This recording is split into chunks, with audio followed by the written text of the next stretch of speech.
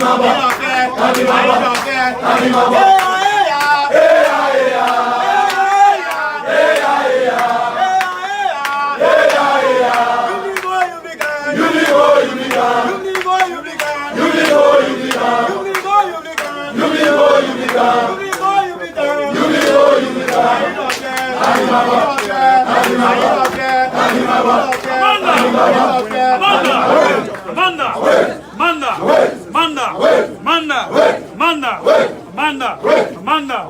Oh, say. Oh, say. Amanda, Nika Africa, where to? Amanda, answer to the Barga Molanda, where to? Amanda, answer to the Barga like Mini Molanda, where to? Oh, no, but see, I only do, yeah. C'est pas, le pas de me surprendre, c'est pas, le pas de me surprendre, c'est pas, yo, le pas de me surprendre, yo, answer to the Barga Molanda, yo, row, man around, row. Mona, party, Mona,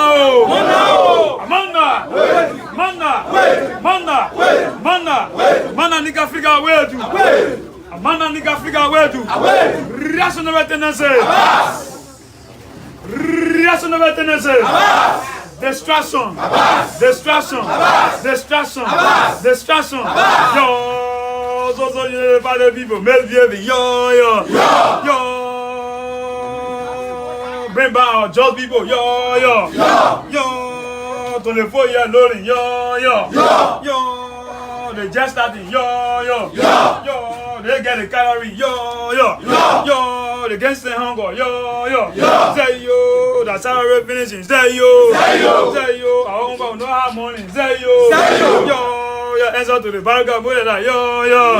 Say yo, the party remains suffering, say yo. This person $1 million and I get 1 seat in the parliament. Yo. Spend $1 million and I get 1 seat in the parliament. Yo. Yesterday again it was dumb. It was $10 million. Yo. Say yo, but I man I lean the crowd again. Say yo. He said nobody authorizing. Say yo. Today again they around. Say yo. That distraction. Say yo. Free. Reactionary element free. Back of hostile social forces free. Whoa. Let's say opposition. Whoa.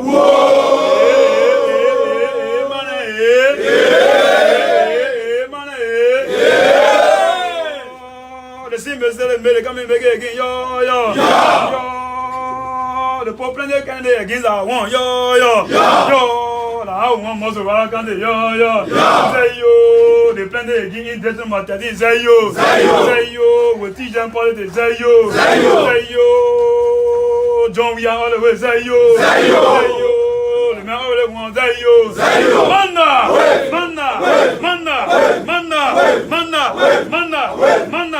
Manda, Nika Africa, where to? Amanda, Nika Africa, where to? Amanda, answer to the Balkan Molanda, where to? Nimba Sion. I want to do here.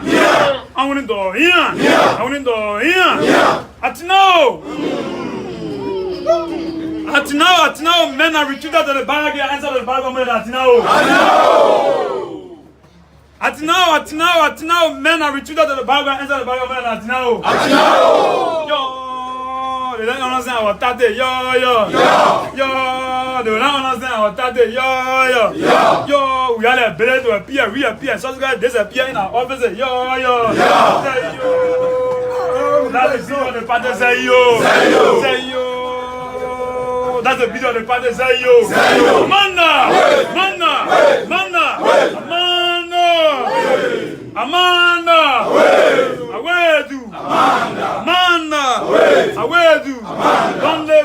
Long live the fighting spirit of James Gray, long live the fighting spirit of Matai, come Papi so long live the fighting spirit of Matai, Morris Kuma, long live the developmental spirit of President Joe, we are long live. The popular in the air, but not popular on the ground. Yo. yo, because in the air, on the ground, yo, say yo, baby, oh, say yo, baby, Scooby, oh, say yo, in less than 8 months, say yo,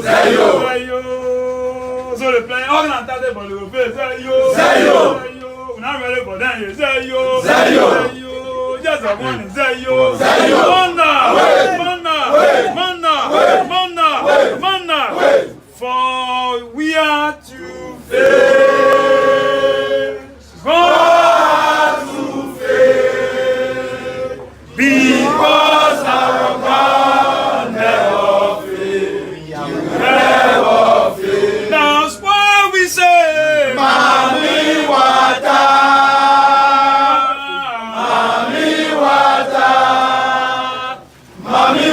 swallow.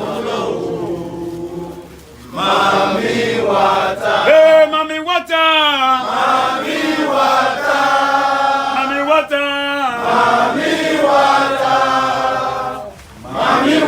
Swallow. Mami Water! Aluta!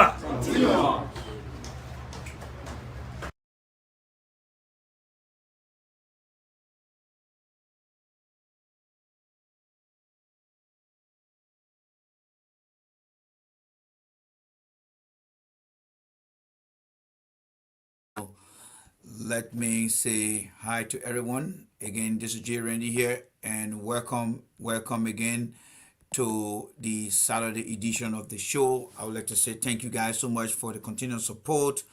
This is the election year. We are in the election season. This election should be about the message, the problem, and the solution, including the direction of where we want to take our country. So far, this is let me be on record here quickly here. Again, I have my calendar right here, as you can see here. So today is let's come to September. So today is September the 9th. So I'm going to cross that out. So we have covered 1, 2, 3, 4, 5, 6. We have covered 6 consecutive week. Let's see what I can bring that here for you guys right here. You see all the little dot there. Let's bring the August one here. You can see the August one right there, all the line cross. And then we have done 2 Saturdays now into the month of September. So we are making progress with the campaign season as outlined by the Election Commission of Liberia. We want to congratulate the Election Commission of Liberia for doing a very good job. And I think we all should be proud of our country and our system of governance as we continue to go through our democratic process. I'm very proud and I'm very happy to see our country going through that step. Yes, I'm very proud and happy to see our country going through that step. So again, I would like to say hi to every one of you guys. Thank you guys so much for the opportunity. It's always a pleasure to be here and to be here to provide important information. My only request here is to encourage you guys to please share the video. Yes, share the video so that way your friends, relatives can get to understand. This platform here is not for a particular party. We are here to discuss this issue. Now, we will take out with a particular party if that party makes some good headlines, if that party says some good things. We have followed the election throughout. We believe that Mr. Weah has been in charge of the message. Yes, Mr. Weah, through all the geographic and the demographic he has covered, he has been doing extremely well in propounding and pushing his message to the people of Liberia. Yes, whatever the president has done for the past 5.5 years in the final year of his term, he has managed to provide the information to the people of Liberia. The message is clear.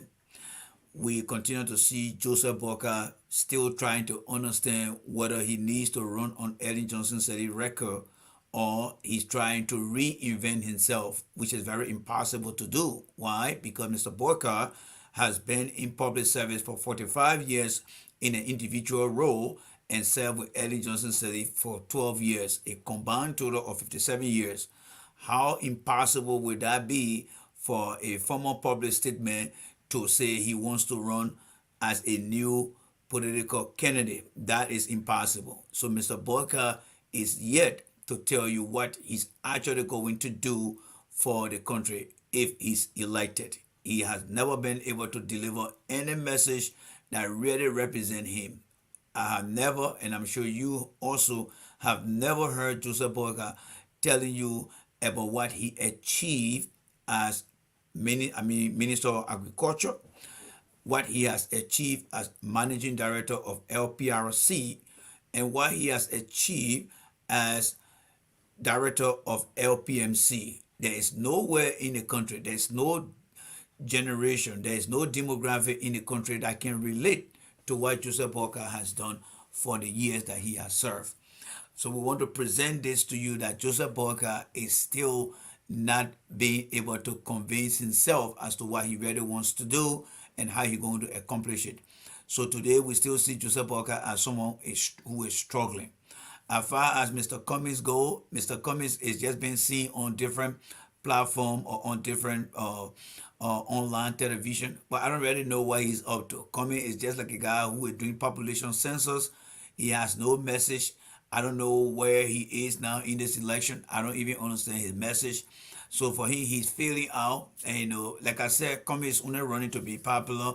He's not going to win any election. So we just hope that in the second round, if there's any second round, he will not make the mistake that he made in 2017, but try to support Mr. Weah, as I can see it, because Mr.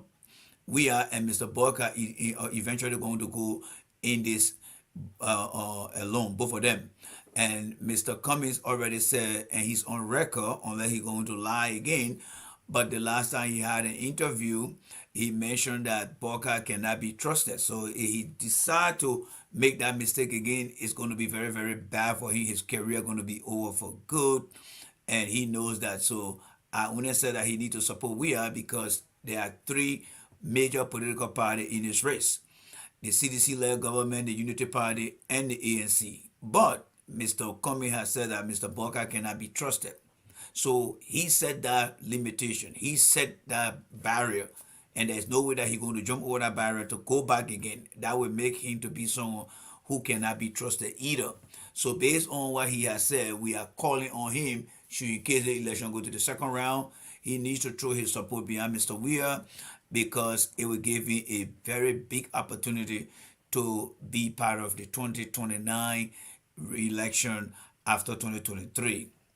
Still moving ahead here, I would like to say a big thank you to all those who have made a contribution. Thank you guys very much. I appreciate you guys for the kindness. Your little contribution is doing extremely well for us here. Sedition, if you haven't done anything, it's up to you to decide what to do. But we are here. We are not waiting for anything. Like I said, we are not being sponsored by any government official. We're getting nothing from them. We are only doing things here. If you are an independent person on the platform and you think that we deserve any assistance from you, be my guest. Try to help us here. We are setting a new landmark. We are putting in place new pillars that will take our country to an all new level, with the mindset that you don't have to be part of a particular political party to come on the platform. You can come on the platform with your open mind and let's discuss this issue rather than being very personal with your party. No one party owns our country. There were many parties before you and I were born, because people personalize and customize their elect for a particular party and individual. Today, all the parties are nothing but history today. Should we continue on that path? Well, what will happen to the sedition after 6 years from now? What will happen to the party after the next 6 years? Will CDC continue to exist, or is going to be another history of just how we have the two-way party and we have the other party? We cannot keep living like that. As a country, generation can go away, but the institution will leave legacy that the new generation will see that there were great men and women who came and paved the way for them. In Liberia, most of our institutions, our system of governance, our political party, the new generation that is coming up today, they cannot look anywhere to see what the two-way party did, what the Liberal Action Party did. They cannot see these things. People want to tell them once in a while, but there's no actual place that they can go to see the reality. There's no photo, nothing like that. Why you think that is the case? It's because people were worshiping individuals. They never had an open mind. We want to change that on the platform. This platform here belongs to you. The only thing I ask you to come here with is your open mind. Put away your emotions. If your leader is doing well, we'll tell you, say, yes, your leader doing well. If your leader is struggling or your party is struggling, we'll say, yes, your party is struggling. Go and take care of this and go and take care of that. We are part of a culture that is struggling to cope with criticism. But like Obama said on the platform yesterday, anyone who decides to come into politics, you must be willing to take criticism.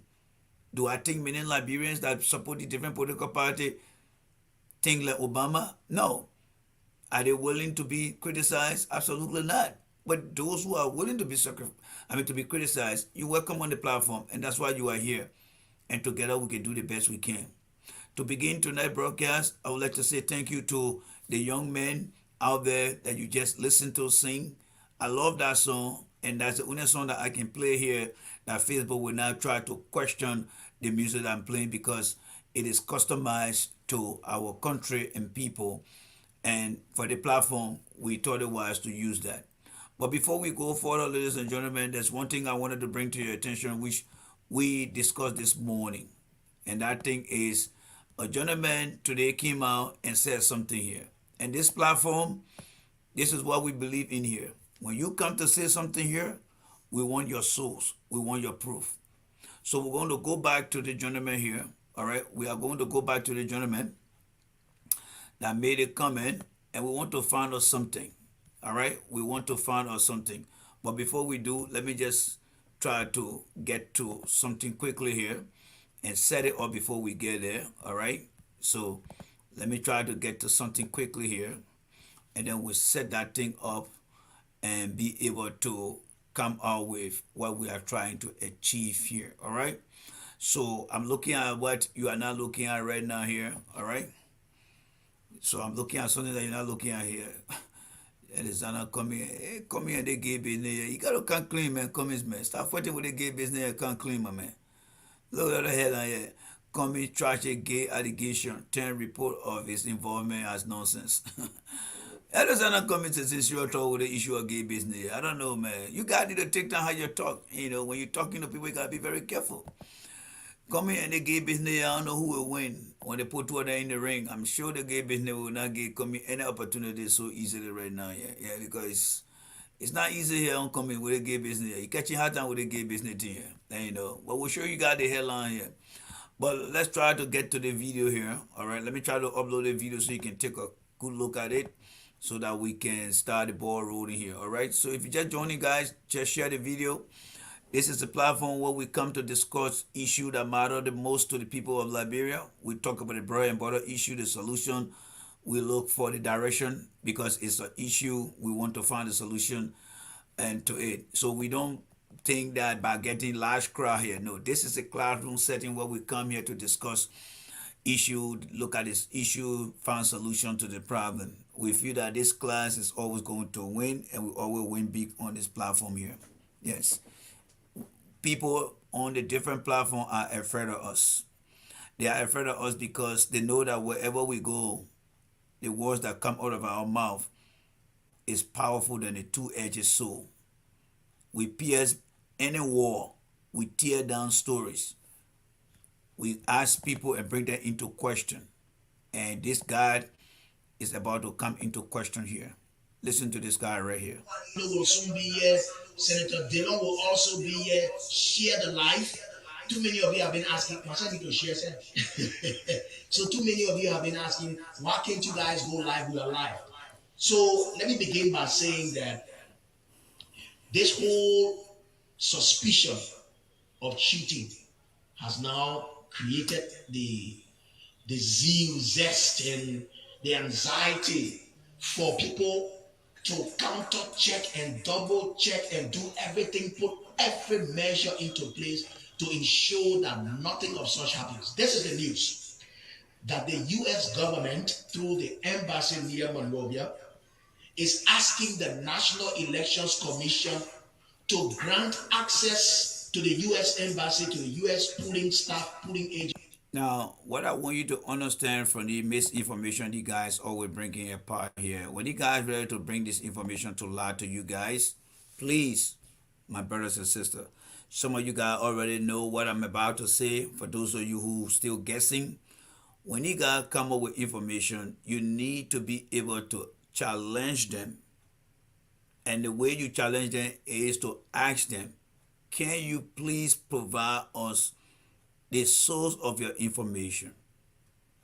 Liberian, we have to put some pride on our faces. You can't sit somewhere and just allow somebody to come and give you misinformation. This guy is saying that the US is asking for some access to the election.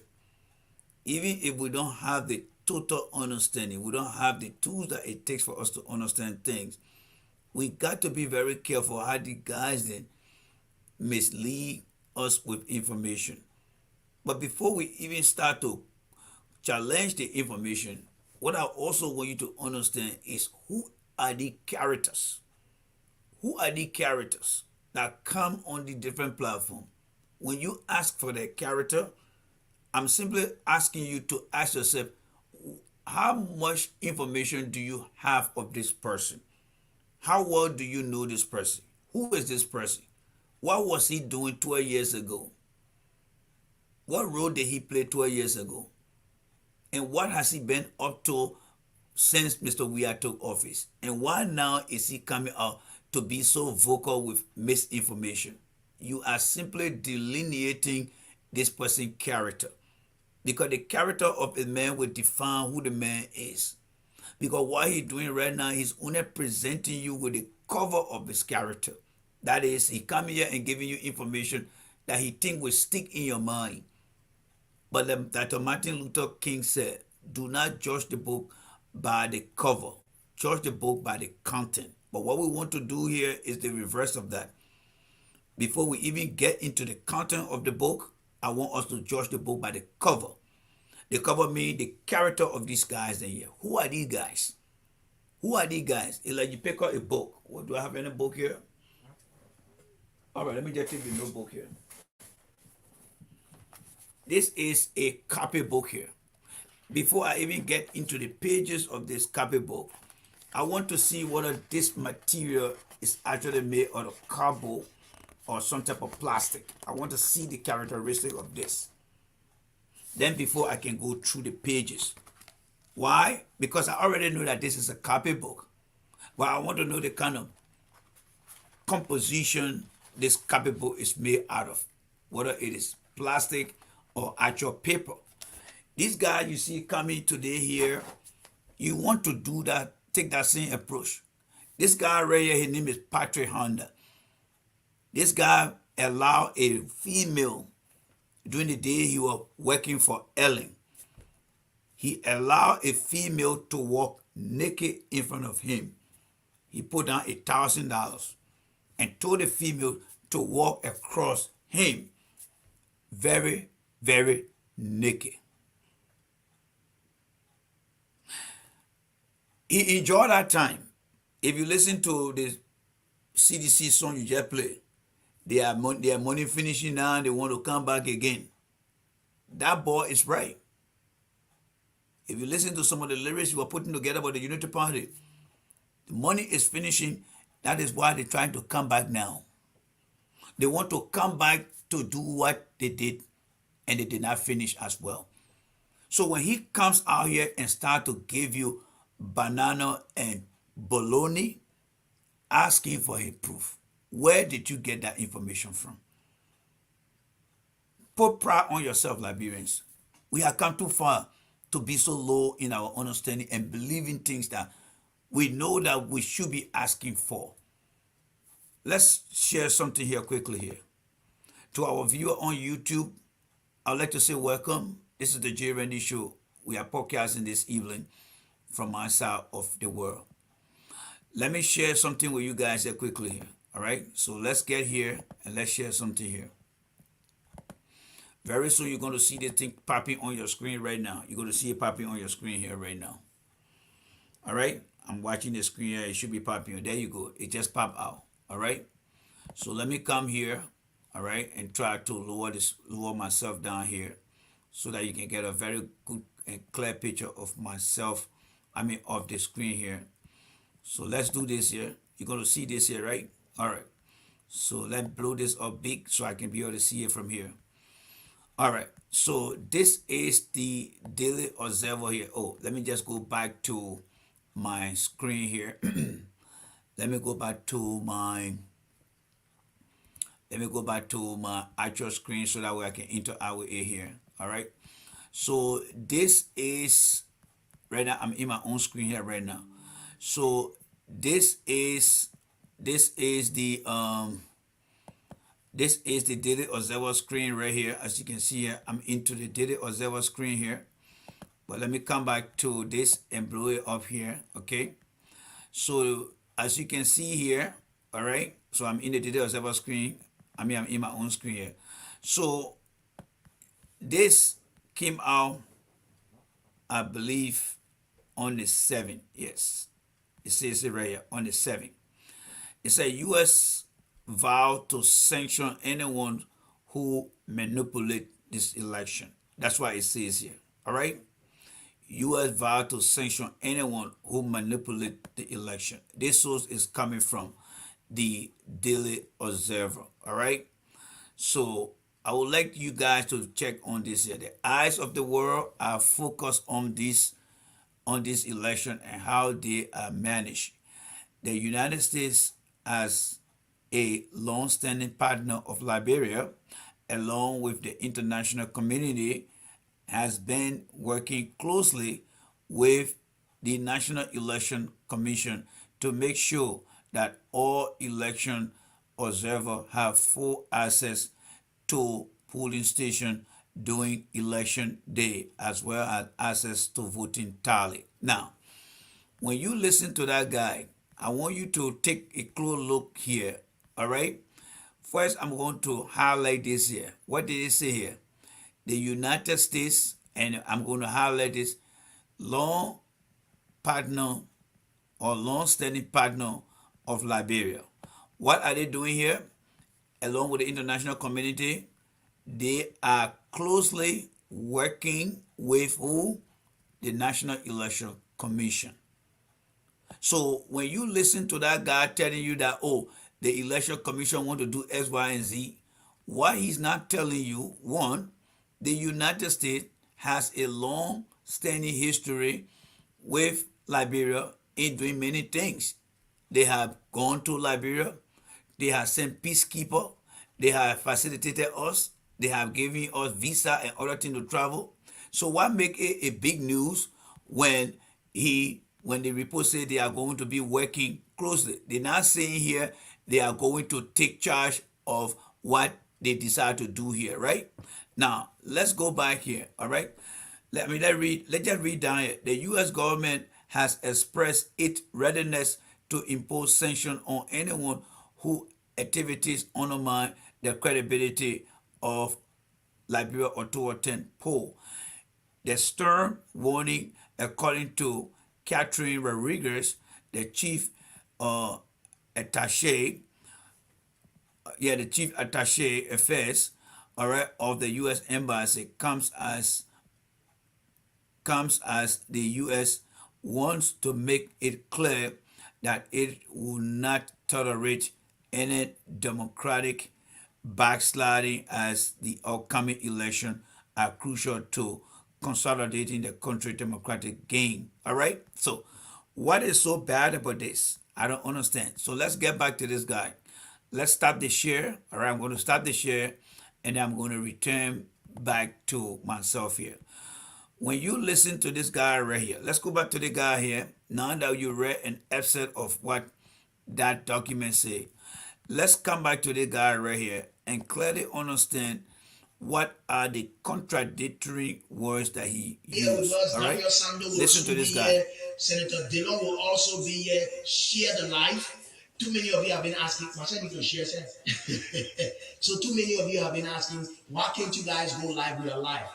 So let me begin by saying that this whole suspicion of cheating has now created the the zeal, zest, and the anxiety for people to counter check and double check and do everything, put every measure into place to ensure that nothing of such happens. This is the news that the US government, through the embassy near Monrovia, is asking the National Elections Commission to grant access to the US embassy, to the US polling staff, polling agents, polling officers. Is that what the report just said, guys? Is that what the report just said?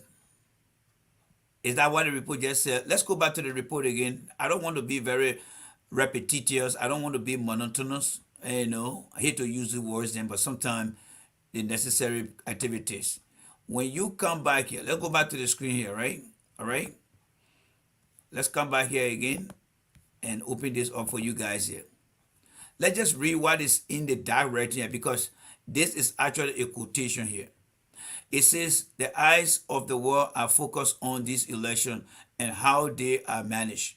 The United States, as a long-standing partner of Liberia, along with the international community, has been working closely with the National Election Commission to make sure that all election observers have full access to the polling station during election day, as well as access. So when you go back to this guy here about what he's saying here, all right, let's stop the share again and go back. All right, the people are asking for full access, all right, to have the opportunity to see and make sure that everything works. When you listen to this guy here, do you really think what he's saying go inside? To every Listen to the guy again, right? Listen to this guy. Share the life. Too many of you have been asking, Marcel, you can share, sir. So too many of you have been asking, why can't you guys go live with your life? So let me begin by saying that this whole suspicion of cheating has now created the zeal, zest, and the anxiety for people to counter check and double check and do everything, put every measure into place to ensure that nothing of such happens. This is the news that the US government, through the embassy near Monrovia, is asking the National Elections Commission to grant access to the US. Is it asking or is going to partner with? Guys, let us try to put some pride on ourselves here, all right?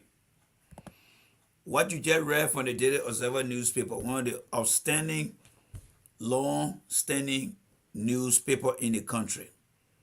When you read what I just read, did you see anything about the U.S. asking, or did you see something that said the U.S. and other international community are working alongside or with the National Election Commission to ensure that these things done? Now, what are they talking about?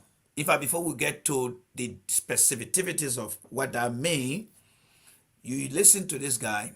He omitting the relationship between the two countries. He omitted the other international communities and partners and only focus on the U.S. Do you know why he's doing that? Because he believed that many of the Liberian people, they listen to America. They believe everything America says. They believe that America is the giant of our country. That's why he's not giving credit to the other international communities. He's not even building the idea in the mind of the people that Liberia is a sovereign country. These people, especially the U.S. Embassy, they are going to be working alongside with the Election Commission to make sure that everyone who the Election Commission is going to put into places, they want to make sure that they provide them all the information that they need, so that if there's anything, maybe they need extra money, they need extra manpower, logistics to help them. He's not saying that. What he's doing, he's providing some type of false narrative. That's why it is alternative facts that he called breaking news. Somewhere it became a breaking news. This man supported early in 2005 and 2011. When Mr. Weah, they were asking for the intervention of the U.S. to come and do a recounting of the vote. Where was this guy when that news became a breaking news? Sedition, some of you guys been around for a long time with the party, right? Where was this guy when CDC was complaining about 2005 election? Where was this guy when CDC was complaining about 2011 election? Only during Boakai time. And you see the stupidity about it? They're talking about cheating. You had never heard anything from CDC that came out and said, oh, CDC is planning to cheat. No. You know what happened in 2005 and 2011? It was not about rigging the election. It was about turning the result over. CDC felt that she won that election in 2011 and 2005. But somebody overturned the result. You're not hearing CDC telling you, say, when the election result comes, we'll turn it over. To turn the result over. You never heard him saying that. Or you never heard anybody saying that. He is the only person who coming up now. You see, the Unity Party has already started to rig the election. Let me tell you how they're doing that. Joseph Boakai, since the election season was launched, the campaign season, on the 5th of August. Today is the 9th of September. Do you know that Joseph Boakai has not even come up with a campaign message? What he hoped to do for the people? And you know how they're rigging the election? They are lying to the people. They are lying to the people by giving them false impression of Joseph Boakai. They're posting computerized photo of him, giving him blue eyes. Look, next time you look at Joseph Boakai, look at Joseph Boakai's eyes. They're giving him blue eyes. And they're giving him some type of painted coated or computer design face. But they're not telling you what Joe Boakai will do. This guy right here is a sycophant. He is a mere hustler. He was in the early administration. They are the one who lost everything they thought they had. Today they are struggling. They have no skills. They cannot improvise for themselves. Things are tough on them. And all they can do is to come on platform and give false information. But the character of these guys is the key thing I want you to understand. They are not in your interest. They were never in your interest. They are not in your interest. They don't believe that information that you deserve to know, understand, in order to make an informed decision. He's not doing that. What did we just show you here? We made sure that you read along with us here what the Daily Observer reported about the U.S. Embassy and other partners in regards to our election. Is it something strange? Absolutely not. That's why they are partner of ours. Is it the one thing that they're trying to look at? No. They want to make sure that the election is giving the transparent opportunity. Let me ask you guys this question. Why should Unity Party be worried when the opposition party got more seats than George Weah? Y'all saw the election, right? We all saw the election. Darius Dillon, Nombly Kanga, Simeon Taylor. All these people came from the opposition and won. Did you hear CDC trying to change any result during that time? You see, the Unity Party had been a party that cheated CDC in 2005. They've been a party that cheated CDC in 2011. So they think that what they did to George Weah is going to happen to them. Evil thinker are evil doer. That's what they are. The president came out and you saw the massive turnout. And all I ask the nation to do is to remain committed to that turnout. But all I also ask George Weah is to make sure that he continues to inform the young people that that country is their future. And he's going to take them. He is the Joshua that is going to take them to the promised land. You see, the Moses of Ellen and Joseph Boakai, they took the Liberian people from Charles Taylor, from Egypt, and brought them through the Red Sea and left them right there. But now, Weah is the Joshua who is going to take them to the promised land. But the descendant, the supporter of Moses, they are in agreement with Joshua. And they don't want Joshua to take them to the promised land. But they know what they did in the past. That's why it is. So don't listen to this guy. He's nothing but a mere hustler. Unity Party got nothing to offer. They were given 12 years. They gave nothing back to the country. Absolutely nothing. They were given 12 years. Joseph Boakai cannot run on his own record. He cannot run on his own record because the record is bad. Remember, Joe Boakai ran on that very record in 2017. And that record did not carry him anywhere. That record let him down. He became a total failure. And do you think Joe Boakai is going to bring that record back again? Absolutely not. Joe Boakai cannot bring that Eddie record back. That is why Joe Boakai today is still struggling, thinking where he will find that record from to run on. He cannot run on that record because that record is bad. Even the late Charles Walker Bronsky asked Joe Boakai for his record. Let's listen to Charles Walker Bronsky coming up right now. Listen to him. The country, it is time that you step forward and lead.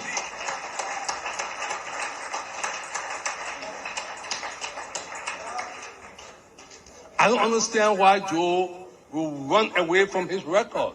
Okay, exactly. He's been first president for 12 years, Joe. Yes. I want to take tonight to challenge you. Yes. Come out.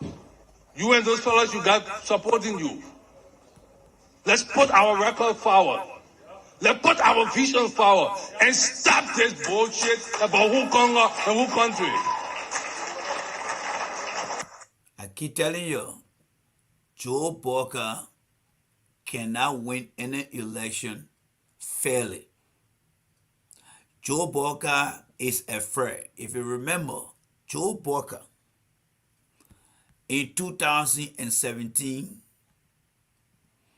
became ill because of the pressure from the election. His heart malfunctioned. You know why Joe Boakai had malfunction? Joseph Boakai had malfunction because Joe Boakai had never participated in any election in his whole life, in his whole public service. Everything Joe Boakai has done over the years, it has been nothing but just appointment and appointment. He had never been able to participate in any election before. So what happened in 2017? When Joe Boakai decided to run in 2017, it was very unusual for him. Very, very unusual. So he got into panic mode. And then his heart started to malfunction. And that's how he got that issue. You have seen the video. Unless you want me to play it again. Now, imagine a man that never participated in any shape or form of election. He went into it. He panicked. He went and got a pacemaker to upkeep his heart. He became a medical liability to the country, to his family, and himself. From that time period, he rested because as far as the election goes, it was far away. Within a twinkle of an eye, 2023 came out. Before he made up his mind, 2023 was already here. What happened in January of 2023? Joe Boakai's heart started to act up again. He landed himself in the hospital. Yes.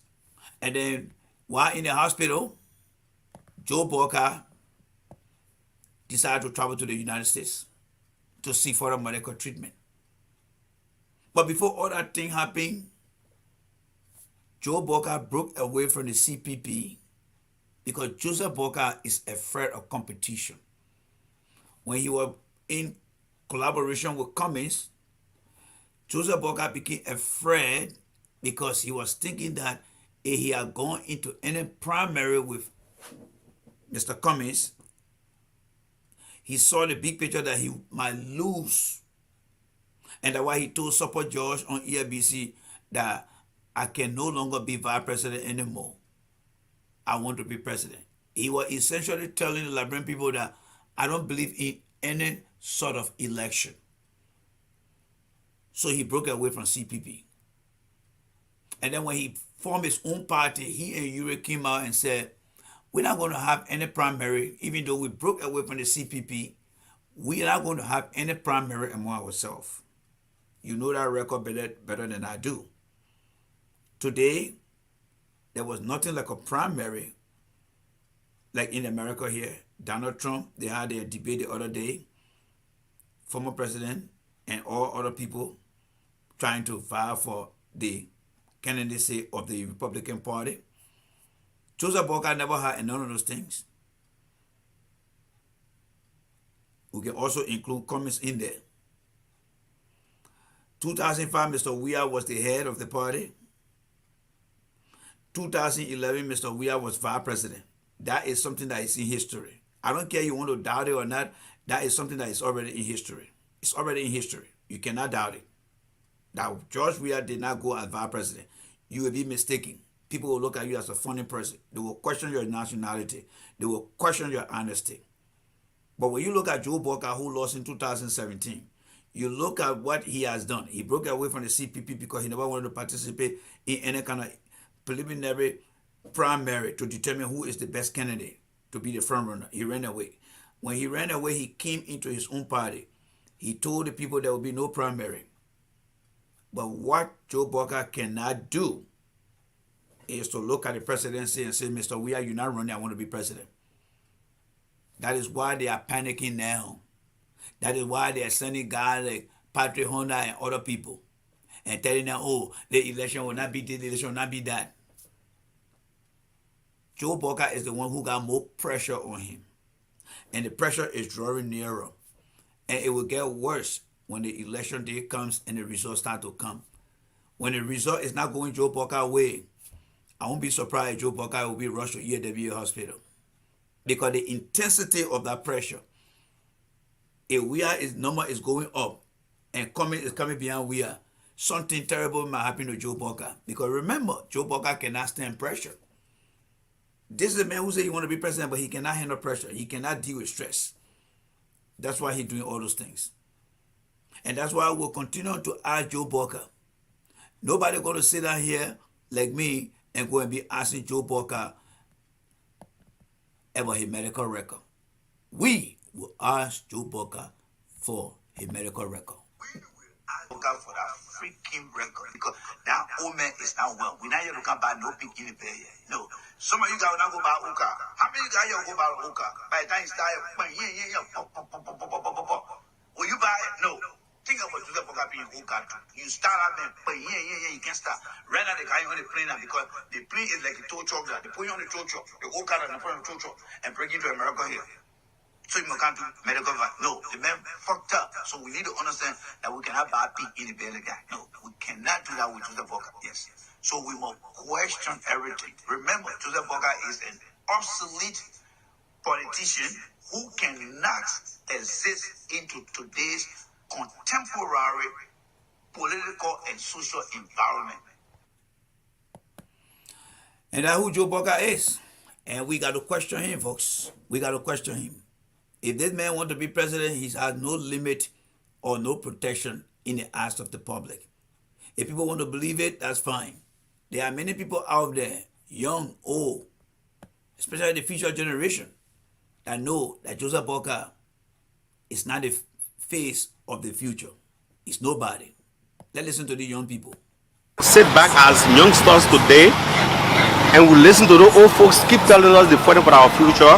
Wish you've been fighting since 1845 till now. You can't give out our future. When will you deliver my future to me? In the rest. Boy, Asian, so in the rest, we need younger person here. See, these are babies. Some of these guys were not even born in the 80s when Joe Boakai was serving in different role and different capacity. You see the young man over there, probably in his early 20s, trying to make life for himself. Need a face that will represent him. Need somebody that will say, yes, I got your back. I got your message. Do you think Joe Boakai is somebody? All right? Do you think Joe Boakai is somebody? Let's take a look at the photo right here. Do you think Joe Boakai is somebody that really in the interest of how they call it, or going to be a better president. Look at this picture here. When you see Joe Boakai, the different pictorial view of him, does the man look like somebody that belong in the current future today? No, this man is nothing but a total medical liability. Joseph Boakai is nothing but a total medical liability. That's who the man is. You are buying a pig in the bag that you guys in the Unity Party are going to struggle with. This man is sick. Listen to him. You don't want to buy a pig in the bed. So when we want to put that democracy in Liberia, you got to understand that not all Liberians will think like you. And I'm one of those. If Joseph Boakai want to be a public servant, I will want to see his physical and other medical record. Because we don't want to buy somebody who will be sick. If he doesn't want that to come to his doorstep, let him leave politics and go into a private sector. When you're private, you cannot find anybody record easily. They got to give you that permission. So until Liberians get to say, no, we don't want democracy, you got me to deal with it. You got me to deal with it. Because I will deal with you every day. Until you can get it. We're not going to customize our democracy. Oh, right, we can't do this way. Let's do this way. No, that's how the democracy works in the country. I'm not going to take it. I'm not going to settle for that. We will. Yes, we will ask Joseph Boakai for that record. So you can call me Mr. No or Mr. This. We will ask Joseph Boakai for that freaking record because that old man is not well. We're not here to come buy no pig in the bed yet. No. Some of you guys will not go buy Oka. How many guys here go buy Oka? By the time you start, will you buy it? No. Think about Joseph Boakai being Oka. You start out, man, but you can't start. Right now, they can't even plane now because the plane is like a tow truck there. They put you on the tow truck, the Oka and they put you on the tow truck and bring you to America here. So you can't do medical advice. No, the man fucked up. So we need to understand that we cannot buy a pig in the belly guy. No, we cannot do that with Joseph Boakai. Yes. So we must question everything. Remember, Joseph Boakai is an obsolete politician who cannot exist into today's contemporary political and social environment. And that's true. And that's the reason why the young people are questioning his existence in the pathway of their future.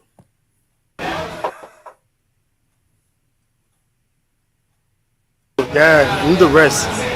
The notion people carried around that Waka can be the best. I think my man, that is wrong. You need the rest. The problem I have with Waka, I have two problems with him. One, you need the rest. what is affecting Waka? You see that two things have no key. When you crack it don't have no key. When you crack it, no key. The second one is age. When you are old, you don't say that to be young again. No. When you old, you old. Until you get going on the ground. Yeah, you need the rest. The second problem I have with Boakai, they squander opportunity for the past 12 years. My people, for the past 12 years. You need the rest. Boy, Asian now. And all the Boakai is all because the political people say Boakai do this, Boakai do that. But look at the level of Badana Jue. You need the rest. He should be retired by now. His age is not. And let me just hold it. I will tell you. Let me hold a young man there, all right? You see, like I said, the next election that will be coming up, after this election, which I believe will be around 2028, come on, 6 years, right? So if the president is elected in 2023, they're going to start office in 2024 plus 6, that will be less 2030, give and take. By 2030, the young generation of that time they're not going to be considering the old politicians you see around here. So the young guys that you see here today, they were not around in 1980. Some of them started coming into the world by 1990, 1991. And do you think the generation that represent them, they're going to put them aside to take Joe Boakai? You got to understand the young people. All the young people need is somebody who will guide them in making a sound decision for their future. You have a man who was there for 45 years. Which generation did Joseph Boakai provide public services to that can vouch for him today? The man been in existence for all these years in public service, right? Tell me. I was in Joe Boakai generation. There are many people who were in Joe Boakai generation. Who can come up now and look at a young man here today and look at him and say, look, young man, when I was growing up, Joe Boakai was agriculture minister, LPMC managing director, LPRC managing director. He did extremely well. Now one generation that you will see coming to defend Joe Boakai. Am I lying here, folks? Maybe those generation out there, they're just waiting for me to say what I just said, then they will come up tomorrow and the rest of the time till election. But you cannot find no generation that will come up and vouch for Joe Boakai. Not one generation. None. How many of these people telling you guys on the different platform about what I just said? How can somebody be in power for 45 years? Today, everyone on Facebook today. 10 years from now, some of you guys will come and say, yes, I used to be on Nigerian Man show. I saw what he did. Some of you guys will say, yes, I was on a criminal show who lied to people and so forth, diploma. Yeah, I saw that show. And there will be lists of Liberians that will be talking about what they are experiencing today, right? What makes you think it's so different that Joe Boakai, 45 years now, nobody can say anything about Joe Boakai. The only people you find saying things about Joe Boakai are those who were in early government and Joe Boakai trust men and women are the only people that come to fight for Joe Boakai. But he claimed to have 45 years of experience. But he cannot really prove that 45 years of experience. Show me one generation. Show me one generation. It's like somebody who played for Barrow and IE back in the days. They would tell you, look, when I played for Barrow, they got to call Jimmy Barrow. He was the head in 1980. Yes, I can remember. When I was growing up, Sapayansia, he used to play for IE.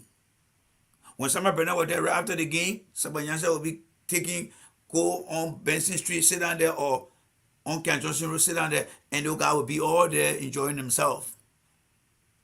I saw the same thing with IE.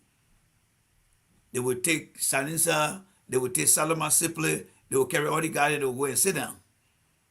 I saw these things. So some of the players then can relate to what those people who were in charge of the club did for them. What about Boakai? Which generation can come and say anything about Joe Boakai today? So do you bring the young people? Because Boakai got no record. He has no record that the young people can relate to. He has no record. He has no record. So the young people feel that, but this guy, we're looking at him here, he's old. There's no record here. He has no artifacts. He got nothing to show here. So why should we take him to be part of our future? And that's the significant question the young people are asking. And do you blame them for that? No. Because the young people are thinking, they're looking at their parents, they're looking at their uncles, their aunt, who one time were young adult under Joe Boakai leadership, under Samuel Kanyado Tobo, and then they just had a relationship with Joe Boakai for 12 years that they experienced, the young people here, and see nothing good that Joe Boakai has done. They're like, oh, please. And that's why they are speaking out now. And let's listen to them. For sure, for his age, he will be controlled by people who are pushing him to become the standard bearer of the CPP. In the rest, there are some greedy politicians who have been in power before, who want to come back to power. This is what I see. you know, but it's too old. I need the rest. Yeah, need the rest. Do you see how well the young guy with the mask articulated the issue just now? His articulation is based on his observation of Liberian politics. He said, one, Joe Boakai is not going to be in the capacity to do what he used to do 45 years ago. He's old.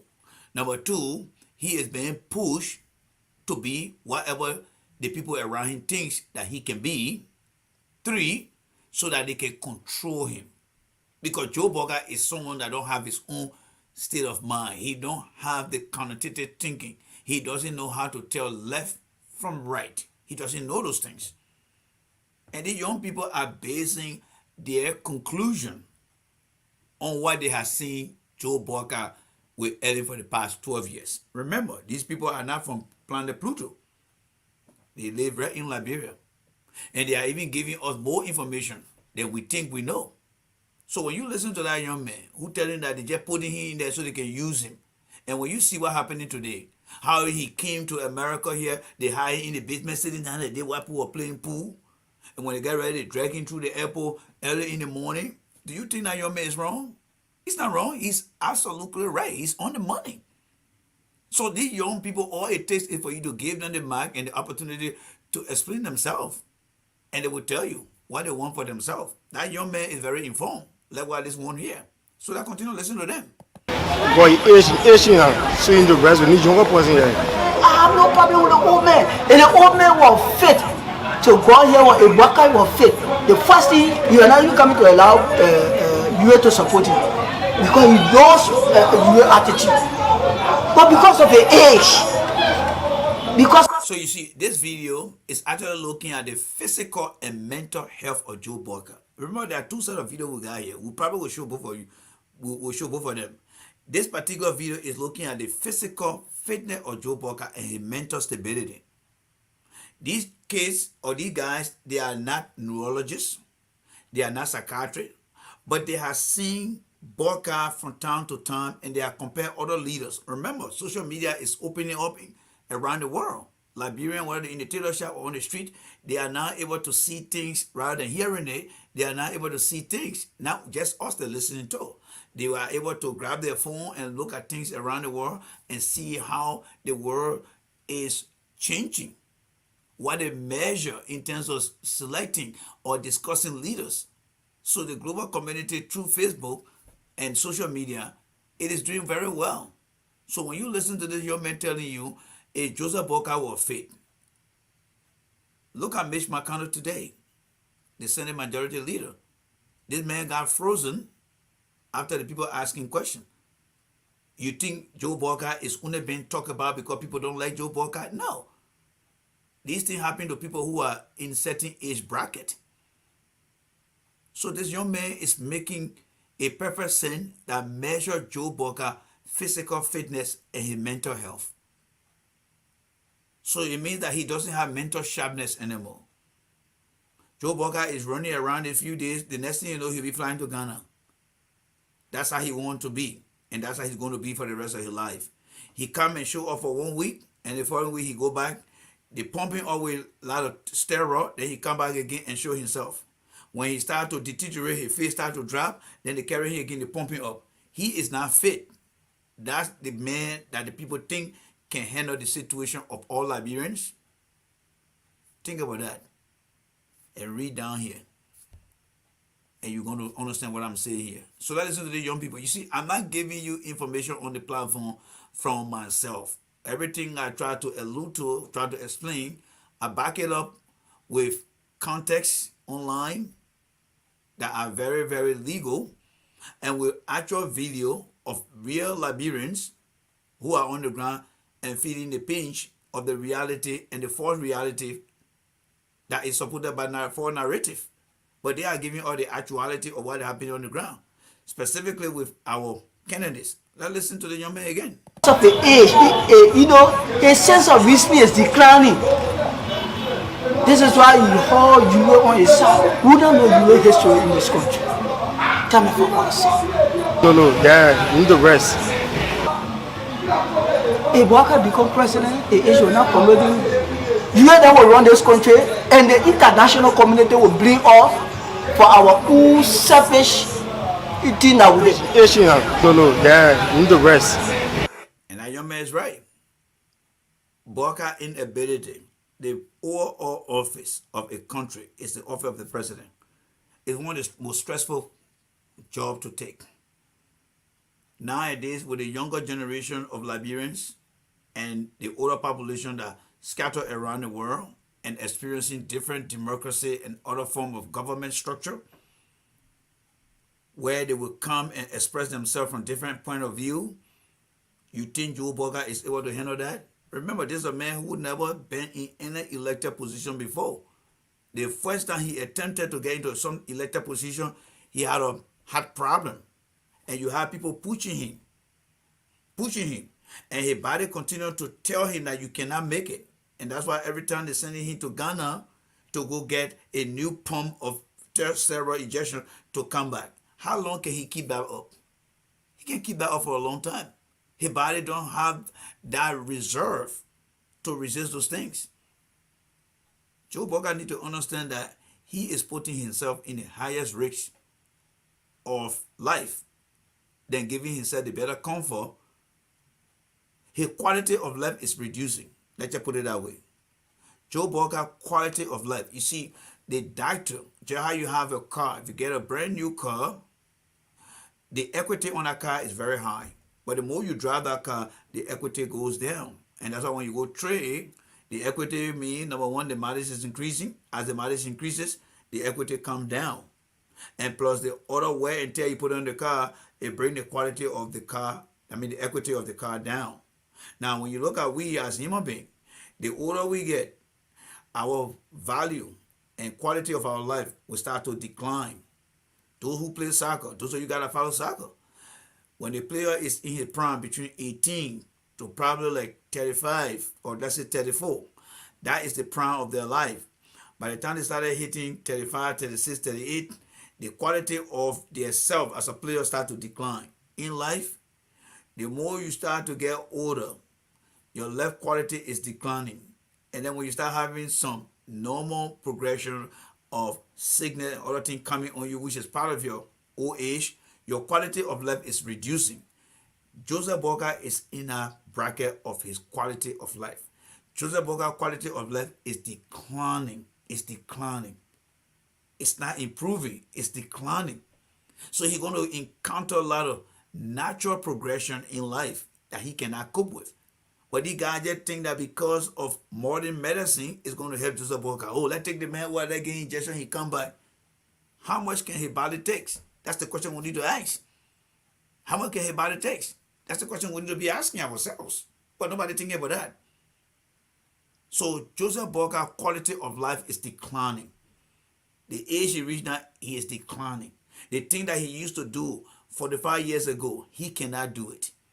And that's what the guys are trying to bring to you. This video, whenever I show you again, I want you to understand that these guys in this video are looking at Joseph Boakai physical well-being, his functional capacity, and his mental health.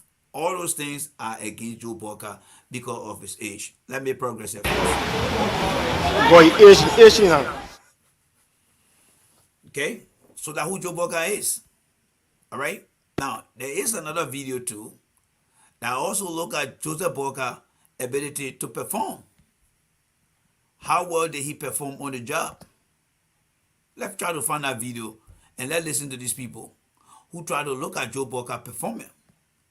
All right. Now that you are seeing his inability to do his job better, let us now look at what Joe Boakai was not able to do. Yes. This one here now is about Joe Boakai performance. So let's take a deep dive at that.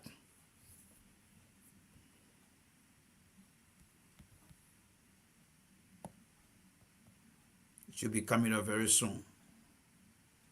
Yes.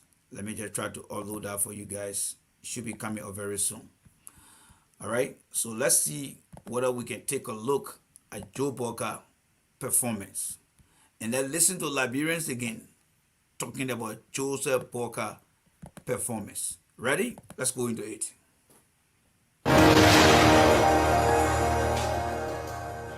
Liberians from. I think I got the wrong video here. Let's go back for that other video. My bad, guys. Please forgive me on that. In the meantime, let me be giving you something that is very, very important. Let's listen to this. Let's listen to Joe Boakai here making good sense of this. You work, you earn, but it's to build the life of these people that stand there to put you in office. They are the ones giving you the job. When you vote for people, you're giving them a job. And I don't know whether people are now ashamed to steal from those people who are under you, who serve you. You take their per dime. Okay, we got a video now. So this video, remember the first set of Liberians, they discuss and present to us Joe Boakai physical, mental stability, which equal his quality of life. They measure Joe Boakai. Mental sharpness is declining. Physical capacity is declining. That equates to him having a very poor quality of life. Is declining. Now, let's listen to the other set of Liberians as they discuss the performance of Joe Boakai and the Unity Party. Let's make progress here.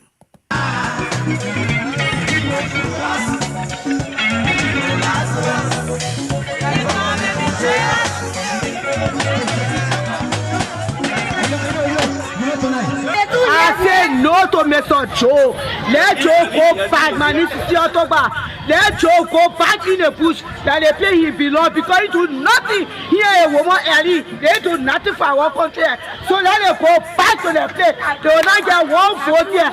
We tire today, we tire tomorrow.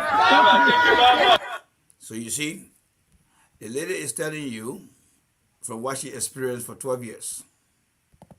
What she experienced for 12 years. And you see, folks, I want you to understand that the Unity Party is not a bad party. The Unity Party is a party because they founded Edward B. N. Cassidy. For those of you that don't know, Edward B. N. Cassidy was the founder of the Unity Party. Very brilliant guy. I think I did a presentation here of him before. But now the character that is head of the party is very, very poor, incompetent, and has no experience. He and Ellen ran a party and totally ran a party against the people rather than for the people. And that's why the people are looking at Joe Boakai performance along with Ellen and saying to themselves, this man cannot be president. Remember, these people made an evaluation of Joe Boakai in 2017. Why it is true that it been 5.5 years ago now, since Mr. Weah became president, Joe Boakai had not done anything to improve. He sat down for 5.5 years doing nothing, and his age increased over time. His mental sharpness decreased over time. His physical capacity also decreased over time. That today he can barely stand up for 8 hours, and he had to be running. So the validation of these people come and still remain a constant observation of Joe Boakai. He never worked, never improved. He's declining. So the message still stands today that Joe Boakai did nothing. He was frozen in time while Mr. Weah was president. But in that capacity or in that state, he declined so much that he has to be traveling from one country to another just to keep up his life. You see, my friend, Joe Boakai is not running to be president.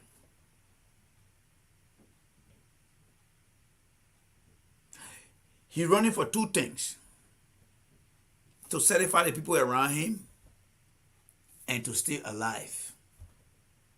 Joe Boakai wouldn't want to be president to save his own life so that he can get proper treatment as president. That's all Joe Boakai is running for. To upkeep his life. That's what he's running for. Let's listen to the people again, folks. I'm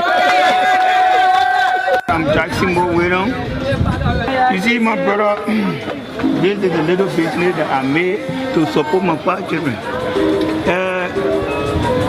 During the year 2005, Madam Seri told us that there were going to be free primary education, especially free primary education. And she told us there will be a lot of job facility and company than ever before. And she said also there was going to be a stop to corruption, and corruption was going to be her worst enemy. And I think she's... You see, when you listen to this guy listing for you what Ellen and Joe Boakai promised the Liberian people, and the Liberian people took their time, stood in the line one by one and voted for Joe Boakai and Ellen twice, giving them 2 terms. Not every one of them that went on that line to vote has forgotten about the promises they made. This guy is one of them. This guy articulating exactly what Ellen had promised them. But their deliverable fell short. And that is why when you listen to Mr. Weah, he's saying these people got 12 years. Look at our 6 years and compare it to their 12 years and see what they had done. And that's what we want for Liberians to understand. But you see, the criminal them who run their own platform, they are guilty in America. They had no life for themselves in America anymore. They use their platform to spew out disinformation, wrong information to the Liberians by not giving you guys the opportunity to listen to people who went on Ellen for 12 years, such as this guy. One thing I want you to remember, there is something in the quadratic equation. I think it goes like AX plus BX plus C. That C is a constant variable. It doesn't change. Whatever number you assign to that C remain constant. Let's look at the applicability of that into these people you listen to. Now, the AS, I think is the AX or ABX, something like that, AS squared, something like that. All right? That variables, those are all variables. The AX squared or the AB squared plus BX, something like that, plus C equal some 0. Those letters can change. But that C, according to the mathematical equation, will remain a constant value if you put it in there. What am I trying to say here as I apply that to this conversation? You may come and say, but J. Randy, this guy right here, he spoke in 2017. Fine. That means the AS squared plus the BX and whatever it is, it changed over time, right? Yes, I mean, we are in power. But the C is what I want us to focus on. The message from the guy is going directly to Joe Boakai. The message remains constant. Joe Boakai remains constant. Why? Because Joe Boakai did not change anything in between. But when you look at how his age has digressed, the quality of life has declined. That means that he's part of the AS squared plus BS because things have been changing for him. But the message still remains constant about these guys. That whatever they say of Joe Boakai and Ellen in 2017, it still remains constant to today. Why? Because Joe Boakai has done nothing strange, has done nothing different. He's the same Joe Boakai from 2017. He's the same Joe Boakai in 2023. Nothing he has done differently. He remained the same. So what is he coming with now to change anything? Absolutely nothing. That is the constant variable of what these guys are saying. They said this thing in 2017. But the question is, what has changed in Joe Boakai's life that you can now use? The same Ellen record remain unchanged. Joe Boakai is the same Joe Boakai. The 45 years, the 12 years, nothing has changed. So these guys, they got Joe Boakai exactly to where he wants to be. He's not coming for change. Let's listen here. That precedent on Judy Bryant. But after Judy Bryant died and all of the rest of her ministers were just transferred to another ministry for corruption, I see the election to be very critical. And one thing I should tell the Liberian people is to kept the Unity Party out of Liberia completely, because they are people like the demonic forces that are hanging over Liberia, trying to suck our blood and destroy our children and great-grandchildren future. They are. I'm talking to say that I'm very bad because you talk about the man they call Joseph Boakai into this way. I'm against it totally. I'm against the entire Unity Party. Let government. So meaning you are saying no to Joe, right? No to Joseph Boakai. No to the Unity Party. Let it go our way. Let it live up. Let us live our peaceful life. Let our children go to school happily, and let Papa come home with black plastic bag filled with rice, pepper, chicken soup, and let the children be happy. Do you really think Joe Boakai can convince that guy? I don't care what Joe Boakai tried to do, he cannot convince that guy. For the fact that they gave them 12 years. If they fail in the first 6 years, it's understandable. But you gave them another 6 years. And they totally abused that 6 years. Making it 12 years of abuse. That's why when you listen to him, he's angry because in his mind, there's no place in this country that we can keep this Unity Party. And that's why he said, let them get out of Liberia. Why? Because we gave them 2 terms and nothing they did. Now, listen to the lady that coming in here too. My name is Loretta. We have one father's government. The Joe man is talking about as a land Joe ruled this government for the 2 years.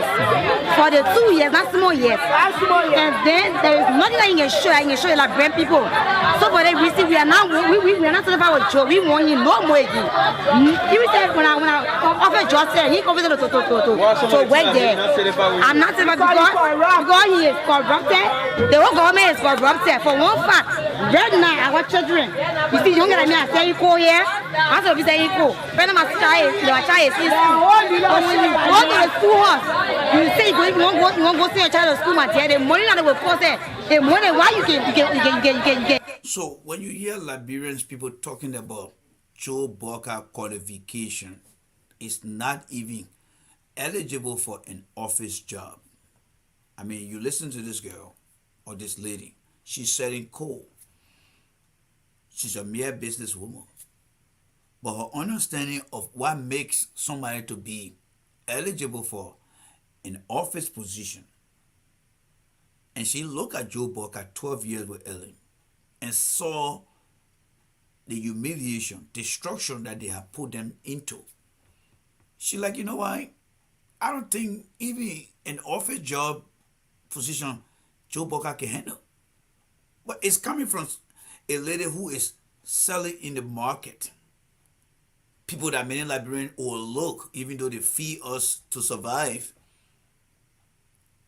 If you listen to what she said, do you think Joe Boakai will have any right in his mind? Imagine you're talking about a guy who was in public service for 45 years, and then he served at the highest level of the land for 12 years. And then you have a girl who wasn't even born when he was in that 45-year role prior to the 12 years, and telling you that, look, I came to Liberia, born here, grew up here, selling coal, my children here, and we have just left a government that was there for 12 years, and look what it left me up to. I can barely send my child to school. I had to come and sell coal. So this guy you're talking about, in my mind, based on what I've seen, he's not even eligible to be an office boy.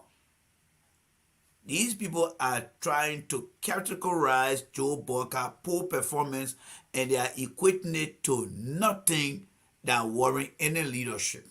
And let us be fair to these people. These are Liberians who are on the ground. They don't live in America like us.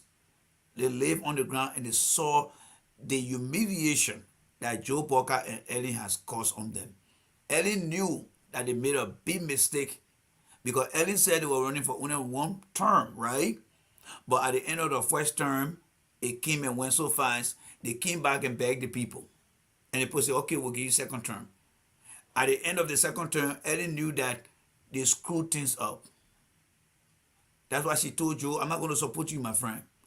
The damage that we have caused there, you, Joe, yourself, you admitted that we squandered a lot of opportunities. Let us leave this country with these people. This is a new day for a new generation. Let them look at their own people. Joe Boakai did not listen. He went into the election. He did not want to get flogged. He came out with some medical complication, medical problem. Is he going to retire that? No. Today now, another batch of people who are so greedy, they are pushing Joe Boakai to the edge. What does that tell you about Joe Boakai, his character? What does that tell you about his character? Let's hold these people there and get to something here because we are pressed with time here, folks. Let us go to something that we'll continue on the video, but we'll not be playing it all in the totality here. We'll continue on the video here. Yes. I see my man Novo Kia here. Let me see what Novo Kia just wrote here. All right. Novo Kia is keeping eyes on our YouTube page. So we want to say thank you very much, Novo Kia. Novo Kia, folks, if you don't know, this is our YouTube page right here. All right. This is our page right here. So Novo Kia, I mean, when I say Novo Kia, I keep saying Novo Kia, but it's Novo Kids, forgive me.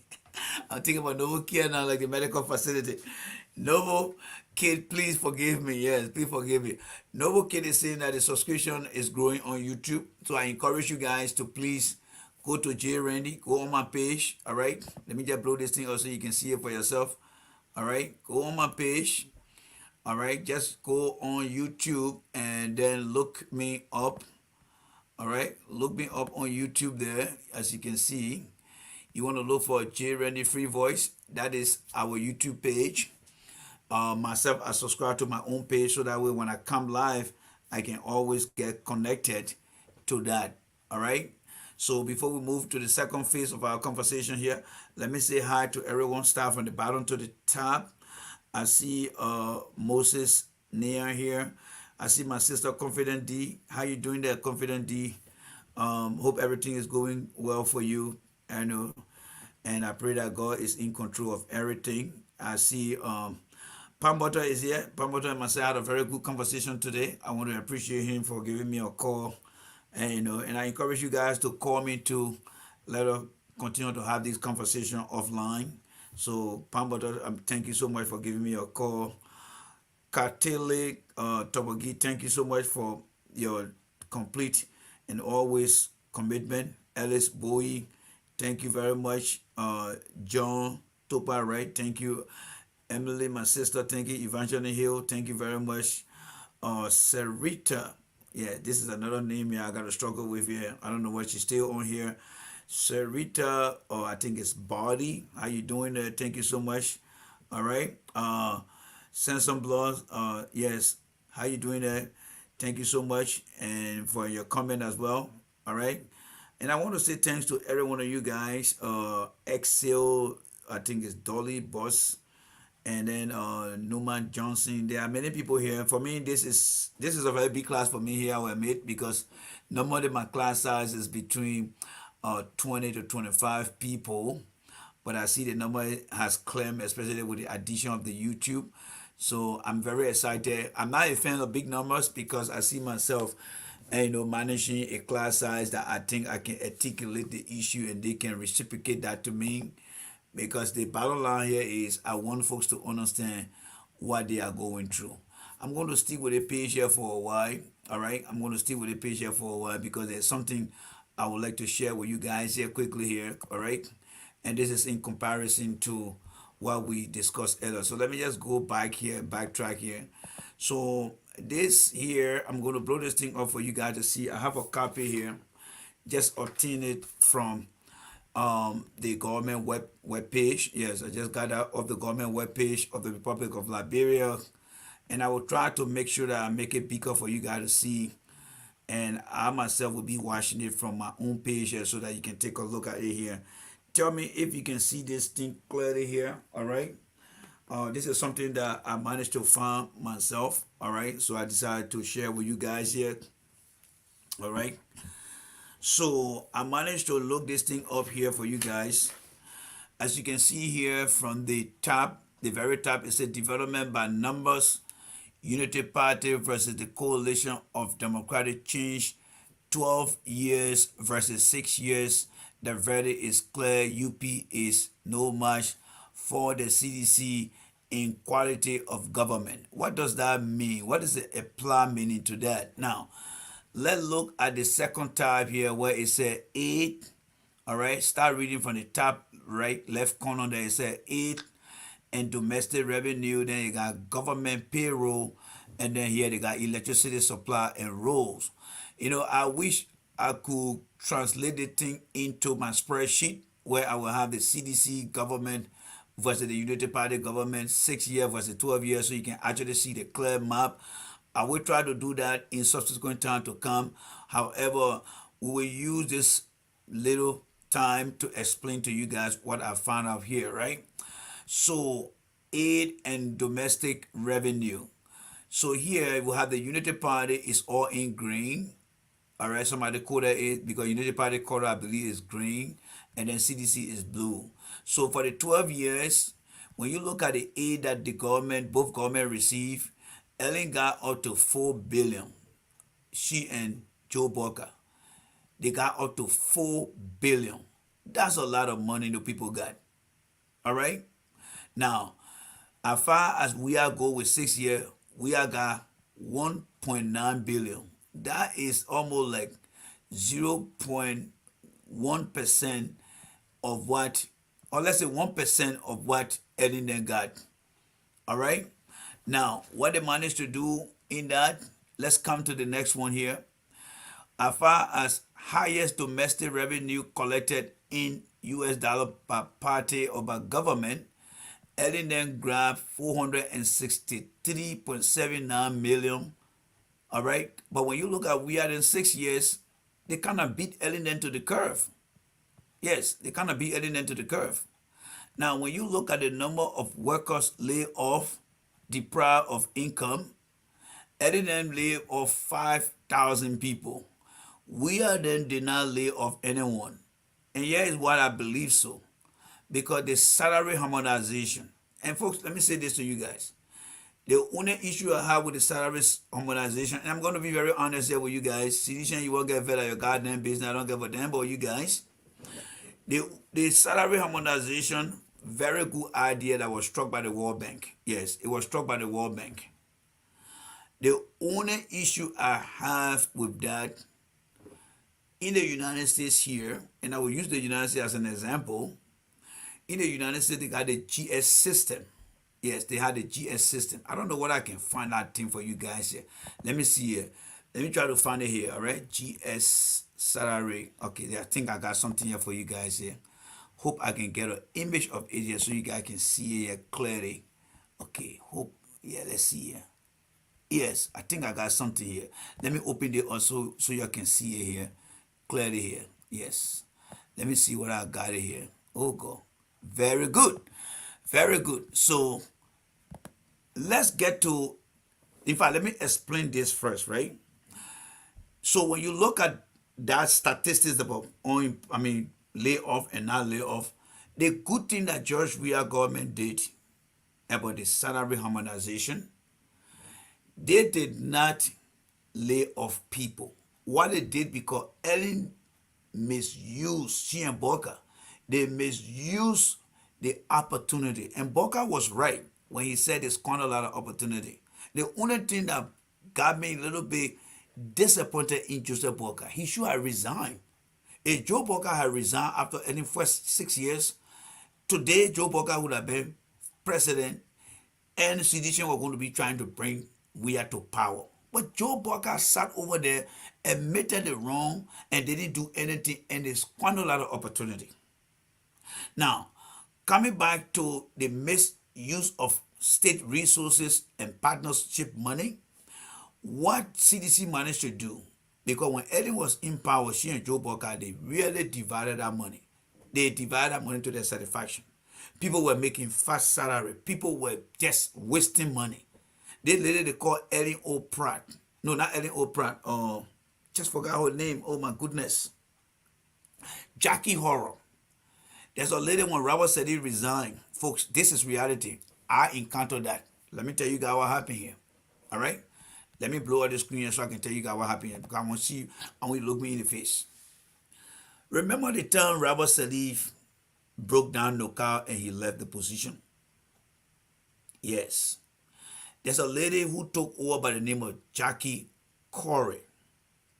Go do your due diligence. It's online. That lady came to America with $500,000. I haven't told you guys this story before. And you gotta listen tonight. You guys are very fortunate to listen to this story. That lady came with $500,000. When she landed in the United States, she met with Asa Vatokpa, who was then the CDC chairman at that time, USA. And she said, I'm looking for Liberians to go into the petroleum sector. Just in that time, my phone rang. The phone here. Back in the day that the phone I was using that time. I said, Vatokpa was on the line. What's up, J. Randy? I said, what's going on? I said, he said, there's a lady here, her name is Jackie Corey. She's coming from NoCal. She wants to speak to you. And I said, for what? Say, just answer the phone when she calls. I waited for the phone call. Eventually the phone call came. When the phone call came, she introduced herself as Asa told me. And she said, I'm looking for professional Liberians to send it to school. And I'm like, but I already been to school. I'm done with my schooling. She said, I want you to go back to school. I said, I can't do that. I need people into studying geologists, petroleum engineering. I said, no, ma'am, I can't do that right now. I already established my family now. I need to start working. And I asked her, I said, but what happened to, because she already introduced herself to me already, and I knew that she was from NoCal, and I know when we used to be on Radio LIB, Director Long can attest to that. When we were on Radio LIB, there used to be a guy they called Formula. He was in Europe attending the University of Dundee. I don't know what that Formula guy is, but he was a beneficiary of the NoCal Free Scholarship. Many of them were at the University of Dundee in Scotland. So I asked her that question because I was very knowledgeable about the process. I said, but why aren't you guys focusing on the guys that you're sent to University of Dundee? She said, they put in work for them. These are Ellen people that they sent on scholarship. She said, they didn't work for them. That's why she came to America. And she told me that, you know, that I am the baby that worked with Taylor to establish the EPA. I was in Sierra Leone. And I worked with the EPA, with Taylor, to establish the EPA. And I see you. Va told me about you, a very, very good person. I knew you. I said, ma'am, I can't do that right now. And I said, I got a suggestion for you. She said, what's the suggestion? I said, why don't you engage the president of the Liberian Engineer Association in America? He's my schoolmate. And she said, for what? I said, well, there are young Liberians here who are on their way to college, some of them in their first, second year. They can make use of that opportunity rather than you spending that money on me. The conversation ended right there. She said, I'll get back to you. The reason I'm bringing this out is to tell you that these statistics here that I'm reading here, that I obtained from the website of the government, is true. I believe it. When it says here, and let me just come down here to it. When it says here that the government, all right, let me blow this thing up for you guys. When it says here that the number of workers laid off after Ellen received $4 billion and the laid off workers here is true. Weah then did extremely well to say that we did not lay off anybody. So again, when it comes to the issue of the salary harmonization, it was a very good plan that they carried out. Yes, the CDC government did extremely well with the salary harmonization. You know me, when the government does wrong, I will tell you. Yes, when the government does the wrong thing, I tell the government. When the government does the right thing, I tell the government. As far as this goes, the salary harmonization was a good approach, except that the implementation needed a little bit of tweaking. Now, let me tell you where I think the problem really came from. And it's not of their fault, either because the experience wasn't there. But when they trimmed the salary at that time, there were people in government. Because remember, again, let me give you another scenario here. I had an interview with the Ellen EPA people. They wanted to pay me money that I was not making. They wanted to pay me money that was a little bit short of what I was making here. And thank God to Henry Costa. Because at that time, Henry Costa and myself were cool. And they were in 2016. So when they called me, remember, I'm still focusing on a salary thing there, right? Waste of money.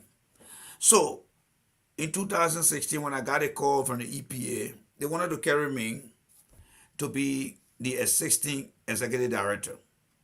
I sat down with them on the interview, and at the end of the interview, they asked me how much they wanted to pay me.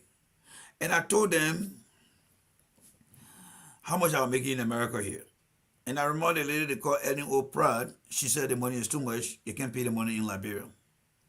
So I said, can I say something off record? They said yes. I said, the guy at Nuka, he's making $35,000 a month. Lawmakers, they are making $12,000 to $15,000 a month. You guys talking to me, some of you guys are making 15. How you call this? You guys are making $8,000 a month. And they're like, oh, okay, when you come, we talk. And then I went back to Costa, and I asked Costa, what Costa must say discuss is in confidence. I can't release it here now. But he was very instrumental in telling me that, don't listen to them. You should be okay here. And that's how I did not go to join the Eden government. The point I'm making here is, this statistics here, it got some truth in it. The government of Ellen Johnson said it. Joseph Boakai was right when he said it's quite a lot of opportunity. He was right. Because I saw it. And the data here is speak some volume to that. So, coming back to the salary harmonization, these people are making big salary that some of them never deserve. So when Mr. Weah came, he was faced with financial hardship. The union mill had left. Most of the NGO was scaling back because the projects that they had were already completing. It was just left with the government sustaining those projects. So the little fund that were coming in, you and myself don't pay taxes to the government. We don't pay taxes to the government. We got to learn everything on ourselves. We don't pay taxes to the government, right? Some of you guys got to be honest with yourself. So the little fund that were coming in from the businesses and other remaining companies that pay taxes to the government was faced with the allegation, with the challenge of, should we lay off people or should we look at the salary structure and cut down minister's salary? And they did a very good job. One, by not laying off people. What they did was, they did a little bit of hair cutting. We call that hair cutting. You go cut your head. They did a hair cutting of all the salary to structure other people. Would you rather be laid off or would you rather set up for some salary adjustment? Why? Because the support that Ellen Johnson said he got, the Weah administration just came to power, trying to stabilize the mess that Ellen left, and they managed to succeed. Here is where Minister Tuer and others did not really do so well. Let's go and share the screen here, all right? Let me share the screen and help you guys to do a few things right here, all right? So let's share the screen here right now, all right? And let me show you guys something quickly here. Right now, when you look here, let's go to this. I'm sure you can see this here. So let's share the screen here. So you'll be able to see it. This is the United States 2022 government structure here, right? I'm sure you guys can see that because I'm seeing it here myself too. You see, when the government did a salary harmonization, they should upgrade the salary steps. You see where it says G1? G1 are people, when you're in G1 step 1, let's say you just joined the government as a rookie, you will start making $20,000 in the G1, and the higher you can make up to G10 will be $25,000 if you are in the G1, and this will be based on experience. Now, when you come to G2, this is the United States federal government structure here. Whenever you're looking for a government job, they will always tell you about G1, G2. That is the general schedule pay. Now, If you are in G2 category, that means you get a little experience. This is how much you'll be making throughout the step. It runs from G1 all the way to G10 for every category. So this is where I think the government of Liberia should have said, look, if you're a civil servant, you've been there with the government for 2 years, 3 years, this will be your salary. And then you do it from G1 all the way to G15. So those who are in G15, when they're starting, this is how much they will make. Depending on the year they stay, this is how far they will go. That is what the government of Liberia did not do after they did the salary harmonization. That means they should have put everybody in their category. And there will be no argument because Eddie then did not do this because Eddie then was squandering a lot of opportunity. Joe Boakai then was enjoying. They never did this thing here. But if they had done it this way, and this is something that I will ask the Minister of Finance for them to restructure that salary harmonization and provide what we call an addendum to the salary harmonization. Who sending me all kind of message on it? And to be able to do X, Y, and Z here. All right. So this is what we really put the salary harmonization. Salary harmonization with respect to pay grade. All right. They can instead of using the GS, they can put the LS, Liberia Salary Grade System. And that will be LS1, LS2, all the way to LS10 or wherever they want to stop it. So let me stop the screen here right now and let's come back to what I was talking about. So those are things that I think the government need to focus on, folks. Yeah, if the government can focus on that, that indeed will put the government salary into a very better structure. So if you ask me, I would say yes, the Weah administration, they did well with the salary harmonization for the fact that many people today, you don't hear Liberians telling you that they were laid off. No. They will tell you, say, oh, we ain't get paid this time. Well, that's something that's been continuing from time to time. When I was in Liberia, my uncle, most of the time, oh, we ain't get paid this month, getting paid next month.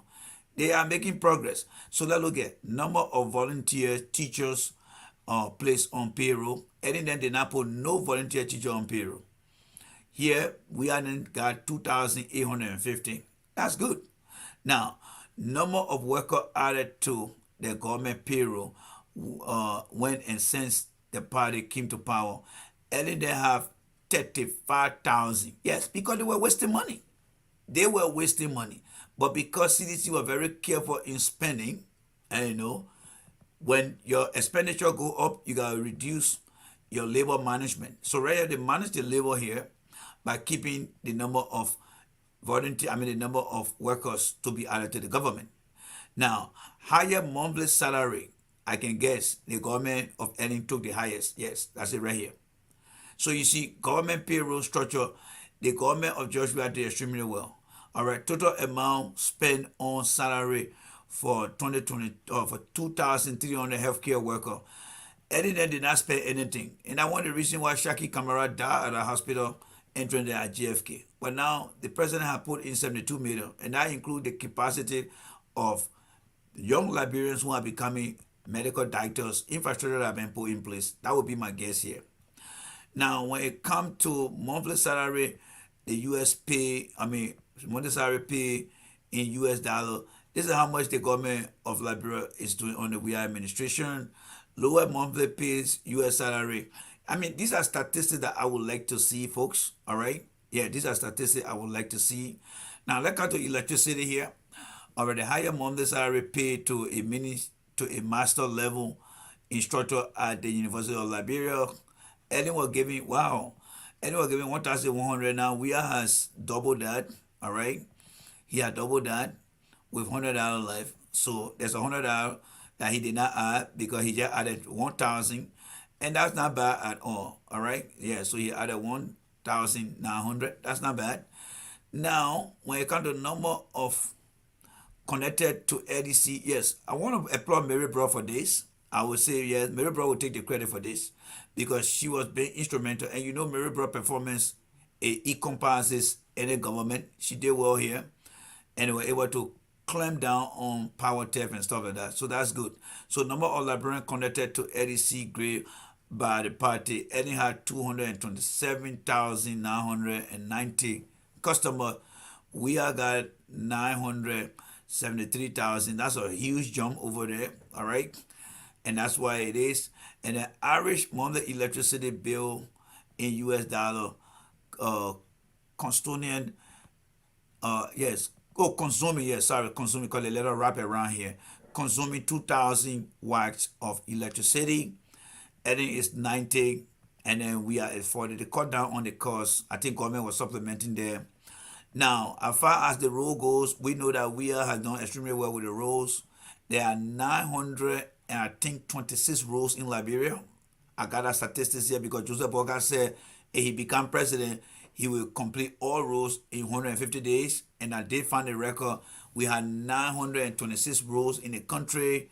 And when I did that math, Joseph Boakai will be completing 100 roads every day in order to finish up that 926 row. So when it comes to this, I got a very good grip of that information. So we had done 105 kilometers, adding day 25, big jump over there. Total length of road paved in kilometers for 6 years. We had done 347 rows, adding day 200. This is a inherited project, and I just want to commend the president for doing this. Folks, you know, and when I come on the government, I don't joke with the government. But this statistics, and the one thing I want to say to Seditious and every Liberian, people ask me and say, "Oh, one day you on the other side, one day on the." I'm a data-driven person. If you listen to Obama yesterday, he always spoke about the data. I'm a data-driven person. I had to look for the document myself, search for it, and I managed to find it. And when I found it, I was like, you know what? I'm going to tell my people that I got the data while searching for it online, and I have to present it to you guys, and you have to take a look at it. Don't take my word for it. Go and verify it as well. But this is what I do. This is my strength. You give me information, I will kind of provide it for you here. So I want to commend the government, and these are things that the president need to be speaking about too. I understand that he giving the message out there, but the president need to be able to speak on these things as well. But I want to thank the people at the Ministry of Finance, because they put this document together. And I think one thing I wanted to do too is to make this thing public. Yeah, make them public. I remember when Amara Connor was finance minister, he had some kind of big billboard where they used to publish those things for people to see. It's called virtual transparency. And I think the government need to be doing this thing, because that will silence Joe. You see, Joe Boakai is in no capacity, no position to make the case against CDC, because this man is coming from a government that's supposed to be comparing record. Don't you guys see me most of the time asking for Joe Boakai record? Joe Boakai must run on his record, right? Yes, he need to run on his record, because Joe Boakai told people one time that he will be running on his own record, right? Yes, that's what he said. He said this when he had this interview here. Let's listen to the interview. He said he was going to be running on any record. So what he called the diminished ability. That rebuilding the country's infrastructure is a lengthy process, and one that may often extend beyond a presidential term. The Liberian vice president also announced that he will run for the top seat to succeed President Ellen Johnson Sirleaf during the 2017 presidential elections. He said he is running on Sirleaf government's record that includes peace, infrastructure development. So you just heard the lady that Joe Boakai said he'll be running on Ellen Johnson Sirleaf record, a record that he believed in. He ran on that record in 2017. He lost. Now, he didn't do anything different. Joe Boakai did not serve as president for the past 5.5 years. I don't know, maybe he dreamed to say that, oh, you know what, Randy and people of Liberia, I lost to Joshua, but guess what? Our president, somewhere else. I gained a lot of experience. I made a lot of changes. None of those things were done by Joe Boakai. So the same Joe Boakai that people define as a failure, a disaster, is the same Joe Boakai want to come back in 2023. What is he coming with? He said he'll run any record. But when you listen to Joe Boakai, you don't hear Joe Boakai say anything about adding any record. Let's listen here. You take your salary for yourself, you reduce. When you work, you want your salary to increase. But for your salary to, what if you are making $500 a month and you went to the bank and took loan? You see how Joe Boakai misinforming the people about the salary organization? Now that you understood what I just explained to you, right? And you saw the statistic, the data that I just showed you. Ellen then has surplus money. They misuse it. You listen to Child Walker Bronsky in one of his videos where he said Joe Boakai, and even Henry Costa said it, that Joe Boakai often was receiving millions of dollars. The money they were getting, it was not coming from tax funded budget. They were getting international support. The people promised them, and they were getting money from the union that were present on the ground. Instead of them managing that money and building a sustainable government structure, they may use the money. And Joe Boakai benefited from that. And there you go, Joe Boakai coming back and telling you, say, if you're making a salary. Well, it's one thing to say if you're making a salary, but why can't he tell you that when Ellen was in power, what did they do? Well, he told you one thing. He said there's quite a lot of opportunity, right? Yes, that's what they did. So listen to him now. And you told the buyer, I'm making $500. The bank said, all right, every month we'll take $200. And the president come and reduce our salary to $300. How are you going to pay that loan? How are you going to pay? So what Joe Boakai is not telling you here is, during Ellen time, we increased your salary because we had surplus. But when the government came in, everything that we benefited from, it left. And we never got it. We never left anything good with them. So Joe Boakai wants to let Liberian people know that he never ran with Ellen. He had nothing to do with Ellen. He is his own guy. That's what he's trying to bring to you guys. And don't buy that. Because Joe Boakai said that they were going to do a lot of things as far as infrastructure goes. And freedom of the press start 10 years ago. More than 40 mega. We are not doing anything about it. Just about the time the hydro project was to commence, that's when the Ebola fell, and everybody left the country. There are other facilities put into place, like the HFO machines that are put into place that will be able to provide more than 40 megawatts of electricity. So electricity is on the go. As Liberia enters a post-Ebola era, Mr. Boakai says care centers are in place to monitor people recovering from the deadly virus. We are putting into place the infrastructure necessary. You heard it, man. The key word you need to look for when Joseph Boakai is speaking, what happened to the we? When he was vice president, he kept using we. But today he's running, he's using I. Why can't Joe Boakai defend what you hear him saying here right now, folks? Why you can hear him here right now? Let's go back again and listen to him here. Liberia's electricity problem that has persisted for decades. Mr. Boakai argues that Liberia's problem did not just start 10 years ago. We inherited that problem, and it's not that we are not doing anything about it, just... Yeah, Joe Boakai talking about inheriting problems. And then he there telling the people today that, oh, you were making this salary, they did this. But he's not telling you how much problem that we are inherited from them. That is the dishonesty of this man. That's why I don't trust this man. That's why I don't believe in his politics. Joe Boakai is not the choice of the people. He lied on Ellen. He's not being honest with what you just heard him say, that we inherited stuff and 10 years cannot solve it. Let's listen to him, what he comes to say about that 12 years. It's about the time the hydro project was to commence. That's when the Ebola fell, and everybody left the country. There are other facilities put into place, like the HFO machines that are put into place that will be able to provide more than 40 megawatts of electricity. So electricity is on the go. As Liberia enters a post-Ebola era, Mr. Boakai says care centers are in place to monitor people recovering from the deadly virus.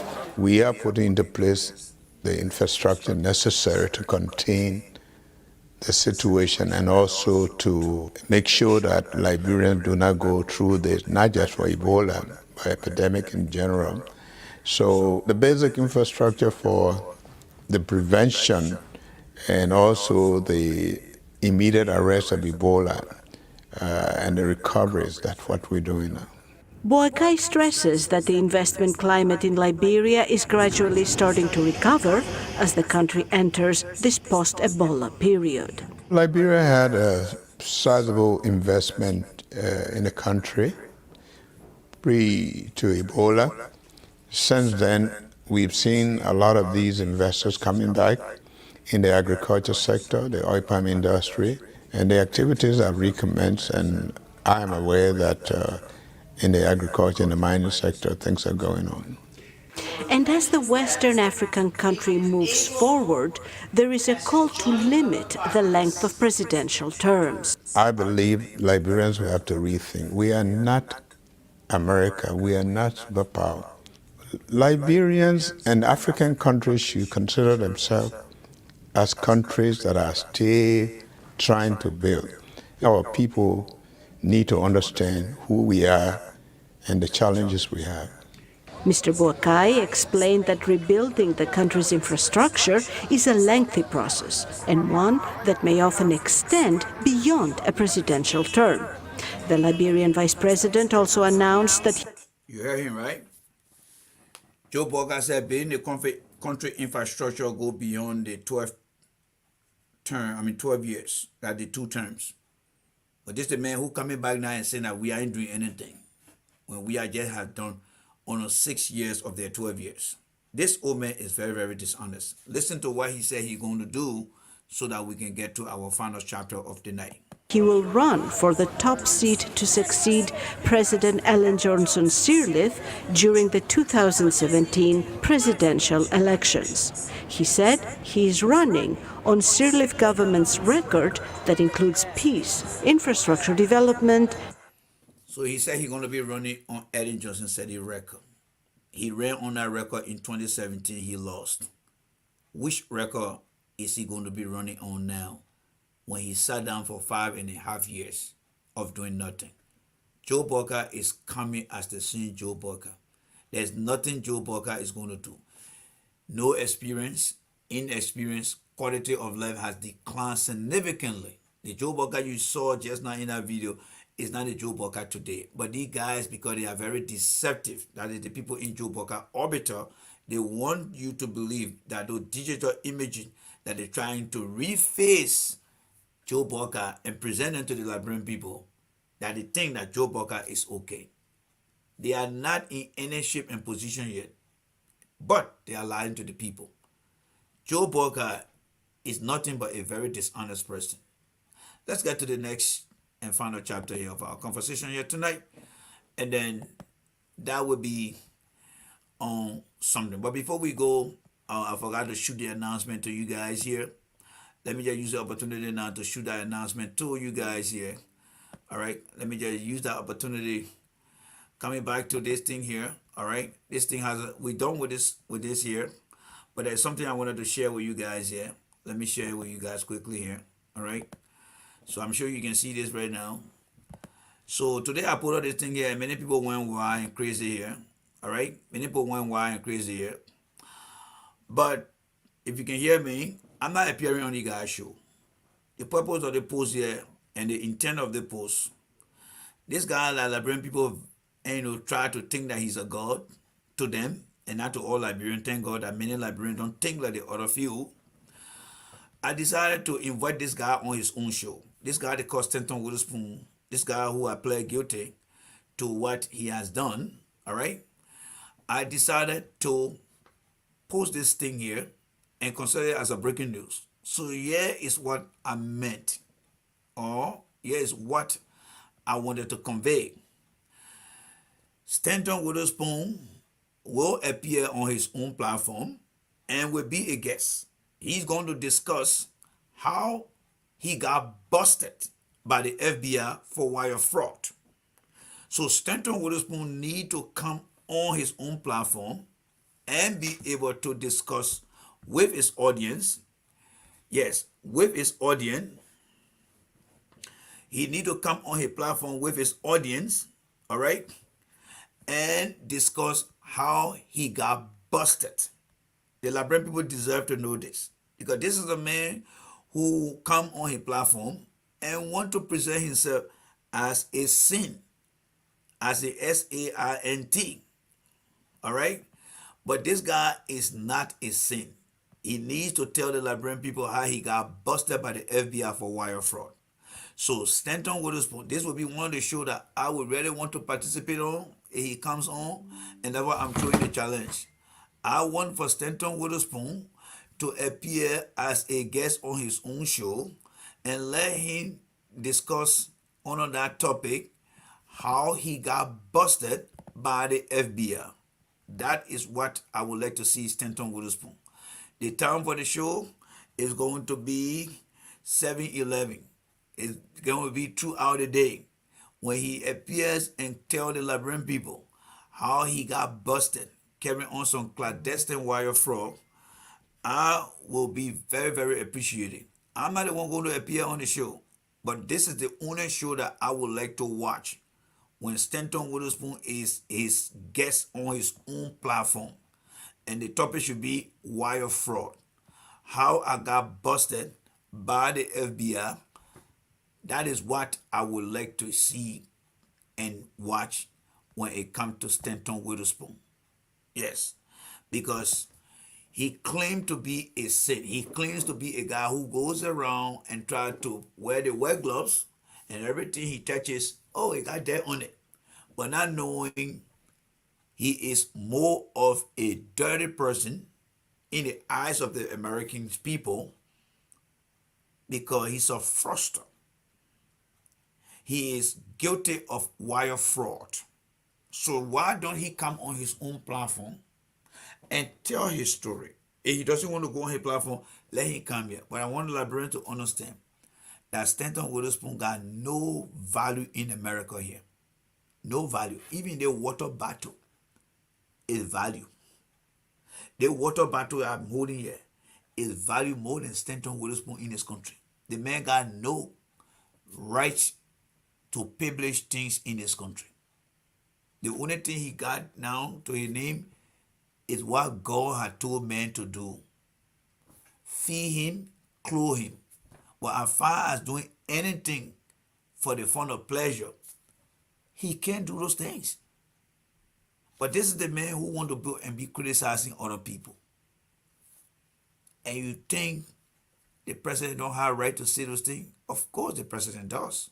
And that's why I enjoy the way the president presented this case. Working. People that go to jail, they're the one talking. We are strong. They are not mind those that are running mad propaganda. Can you imagine? You know something? Let me not say it, but let me just say. No, President Weah, you got to say this one here. Not because you made that mistake, Prophet Key, but this one you got to say it. You got to say it. Here's why you need to say it. Your wife is from the United States. Your son is a U.S. citizen. You live in this country. Many of us live in this country. We know what it means to live with a better character. So you have to say this one here, but say it only once, and we'll handle the rest for you. So let's listen to the president talk about that criminal. People that try to ridicule people, you know what I'm saying? They say they are clean, they're good, they're not corrupt. And these are the people going to jail and they stay talking about other people. I tell you, you see the reality there? How you can be the best person in the world, you're the most honest person in the world, you're going to jail. Exactly. Exactly. The president is right about that opinion question. That's what we call opinion question. And he read about that very fair question. And it's good that he discussed it because we can template on that. We can piggyback on that. You got a guy who is a felon. You got a guy who is a criminal, who defraud people. And the president cannot understand what is running through our people's mind. And that's why he's speaking his mind. I hope Liberian people will understand. You can disagree with the president. It's one thing to disagree with the president. But the country you find yourself in, you know very well that the criminal, what he did in the country, you cannot do that. But then you still want to support him. Why would it not make anybody to be confused? And that's why the president is trying to allude to here. Let's listen to him. And the people that were not going to stay year and working. People that go to jail, they're the one talking that we corrupt. But you see, sometimes those that voice out, they are corrupt. You know what I'm saying? Somebody want to now save their life because they go into the dodger. He's not going to save your life, Mr. President. He's not going to save your life. Whatever they say, you do the crime, you do the time. You do the crime, you do the time. Whether he's going to jail for 1 year or whether he's not going to jail, whether he's going to face any punishment, whatever comes his way, he deserves that. What we need to understand, why are these Liberian people don't have regard for people who break laws? They are the one that we need to be asking this question. Let's try to finish up here quickly, folks. Of cockroach. You understand? All the time. Bunch of ignoramus, mapcatus, All right, guys. Let's finish up this podcast tonight with this. Just how we started, that's how I would like us to finish up tonight. So let's go for our final video of the night. Yes, let's go for our final video of the night. Yes, let's go for our final video of the night. Sometimes the president got to blow steam. You know what the president do? We call that blowing steam. Yes, sometimes the president need to blow our steams. So I so let's listen to the president. They told you I'm not educated. Yes. They say I'm not educated because I now have the opportunity. But what is education? They are educated, but they have done nothing in their life. These are people who taking care of the people in government who stay taking care of them and they still making big mouth. You understand? 50 years in government, they have not rescued anyone, so they will not rescue you. I want to say to you, Vincent, Janje, and myself, what they do for you yet? After all the years, they're coming back? No, it's a joke. It's a joke. We are on the right trajectory for progress in our country. We must not go back. Those people that just talkative, they are talkative. All they will tell you this is the best. But if you are the best person, why you did not perform? So let us move the country forward. Fellow citizens, fellow reactions, fellow coalitions, what I want to say to all of you, this is our time, this is our movement, let us seize it. Amanda! Amanda! Amanda! Now check this one out now. This is the one that this is the moment that I like to enjoy. So please bear with me, all right? I know it's late for you guys, like myself, but this is the moment that I like to enjoy. All right? So let's get into it. Amanda! Amanda! Amanda! Amanda! Amanda! Amanda! Amanda! Amanda! Amanda! Amanda!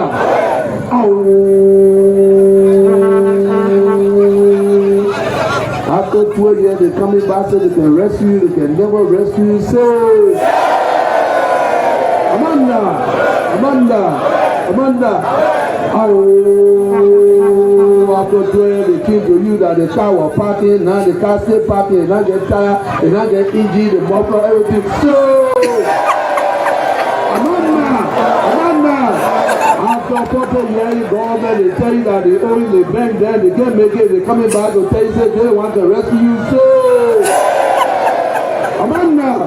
Amanda! Amanda! Even there, when they're not feeling well, that we don't want to send them to the hospital, that they want to rescue you.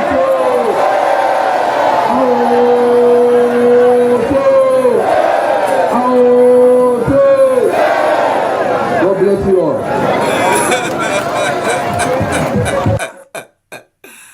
All right, guys.